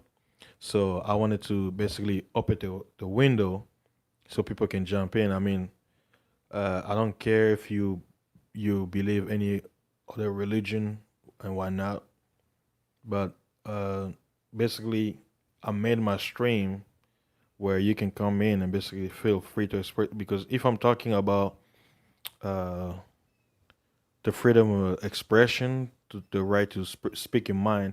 We may not agree on everything, but you should have that right to basically give your point of view because who knows, you may see something I don't see, and I may see something that you don't see, and by sharing with each other what we know and can see, maybe we can fill some holes that our knowledge may have. It's it's a team effort. It's not just one way. So uh, I want to say thank you guys. I'll probably fire stream, but that's gonna be a different topic. For the brothers out there, I know right now you already know what topic is at hand that's popular right now that everybody's talking about. And if I have to talk about it, uh, I'm not gonna go like the direction of everybody. I'm gonna go to the direction of a perspective that a lot of people are not seeing. So stay tuned for that one if Lord willing. Because right now I'm fired up, man. Like I guess the word of God is like the breath of life. It's like it made me like excited. I'm pumped. There's so much to say, but because I made it like a religious stream, but I didn't see a lot of people. I think a lot of people they don't like this particular topic and whatnot. I understand. I understand. The pressure that goes behind it. But hey, the next time I have another Sunday stream or a church stream, it doesn't have to be Sunday. Like if I have something that's related to religion tomorrow, I'll make a stream about it. But if I do, and you have something to say, don't be afraid, man. Like I'm against censorship, even if it's something I don't agree. Like there've been many times where I'm listening to something and they're saying something like very insulting towards what I believe or something, and I'll be very tempted. I'm like, oh, I want to report, I want to flag this because this is all nonsense, right? But then something in my back, and I'm like, you know what? Even he's saying something that you don't believe, he has that right. He has that, universal given right that the creator gave him to express himself. He has a brain, he has that right. So I'll be like, oh, this guy, okay, pull my finger. I won't do it. I won't do it. So y'all have that right. Don't let anyone refrain you from express yourself. And I'm very excited that it's my first stream, and I'm able to hold 8 viewers at a time. This is the best. So I'm that means me speaking to the wind, I'm able to hold 8 people who can hear my voice. So I'm very thankful to you guys who are listening, and I hope this message resonated with you, and you can share it with other people who may have a voice, but they are afraid to say it, and allow me to be that voice to express in their place by you sharing this message. And then maybe when they're here, they'll be motivated to take the same action, because the game they've played on us is over. The game is over. That's why I'm able to speak freely like this, because there is no need to speak in parable anymore. The veil has been, you see the world as it is, and there is no going back. Once you're awake, and nobody can force you to, because when you're awake, you see what's around you. So even if they try to put you to sleep, you already know. You will go to sleep knowing what it is. So you can't really go to sleep. So I want to thank everybody um, for showing up. Shout out to Des James, Arch, the Unspecialist, and another YouTube censorship, and Gabe, he was here earlier. To MR, even though he bounced. Lou, I want to thank you guys for sharing. And for those of you who are, in the shadows, who don't want to say anything, I also want to thank you. I know you understand what I'm saying because you've been here for a few minutes. You came and gone. And I just want to thank you guys. And I hope you guys have a blessed afternoon. And hopefully I'll see some of you guys in all the panels if they're open. But there's so many stuff to talk about. So what I'll do is I'm going to end this religious stream. And if, you know what I'll do is I'm going to do it like a stream about something that you guys can relate to. It might be a short one, but I may allow like an open panel.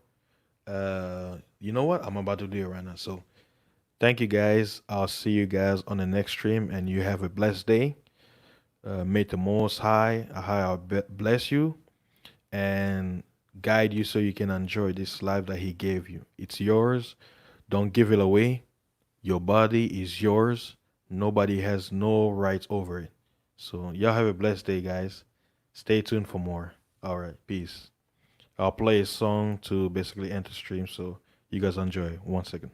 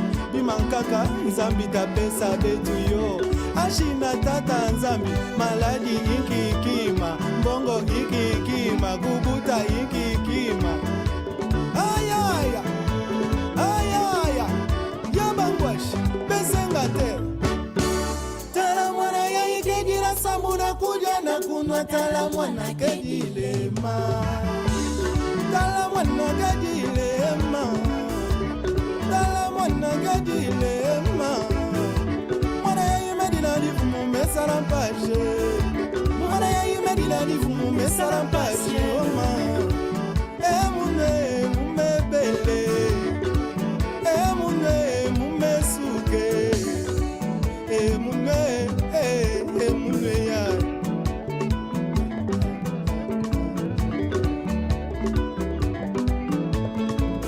mutu ina mekatuka kana jira masunga mekumakumona njo yayo mekumakumona njo yagedila mama wo yagedila kutina nzo ya nzambio yoke buzoyeye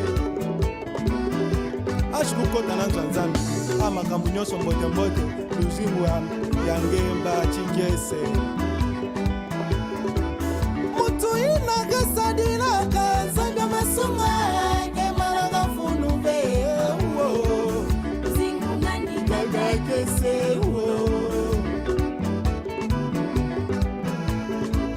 mutu inakasadila kazanga masunga kemaranga funube bangwashe luzingundandikakakese ayaya ayaya yayayaye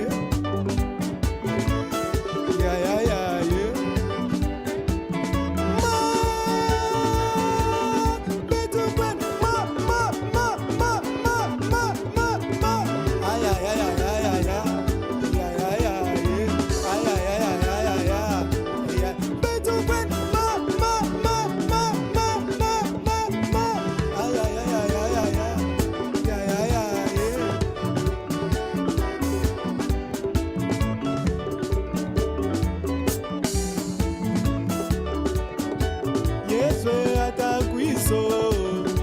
atakwisa kusosa betwe yanyo atakwisa yayo yeswe atakwiso atakwisa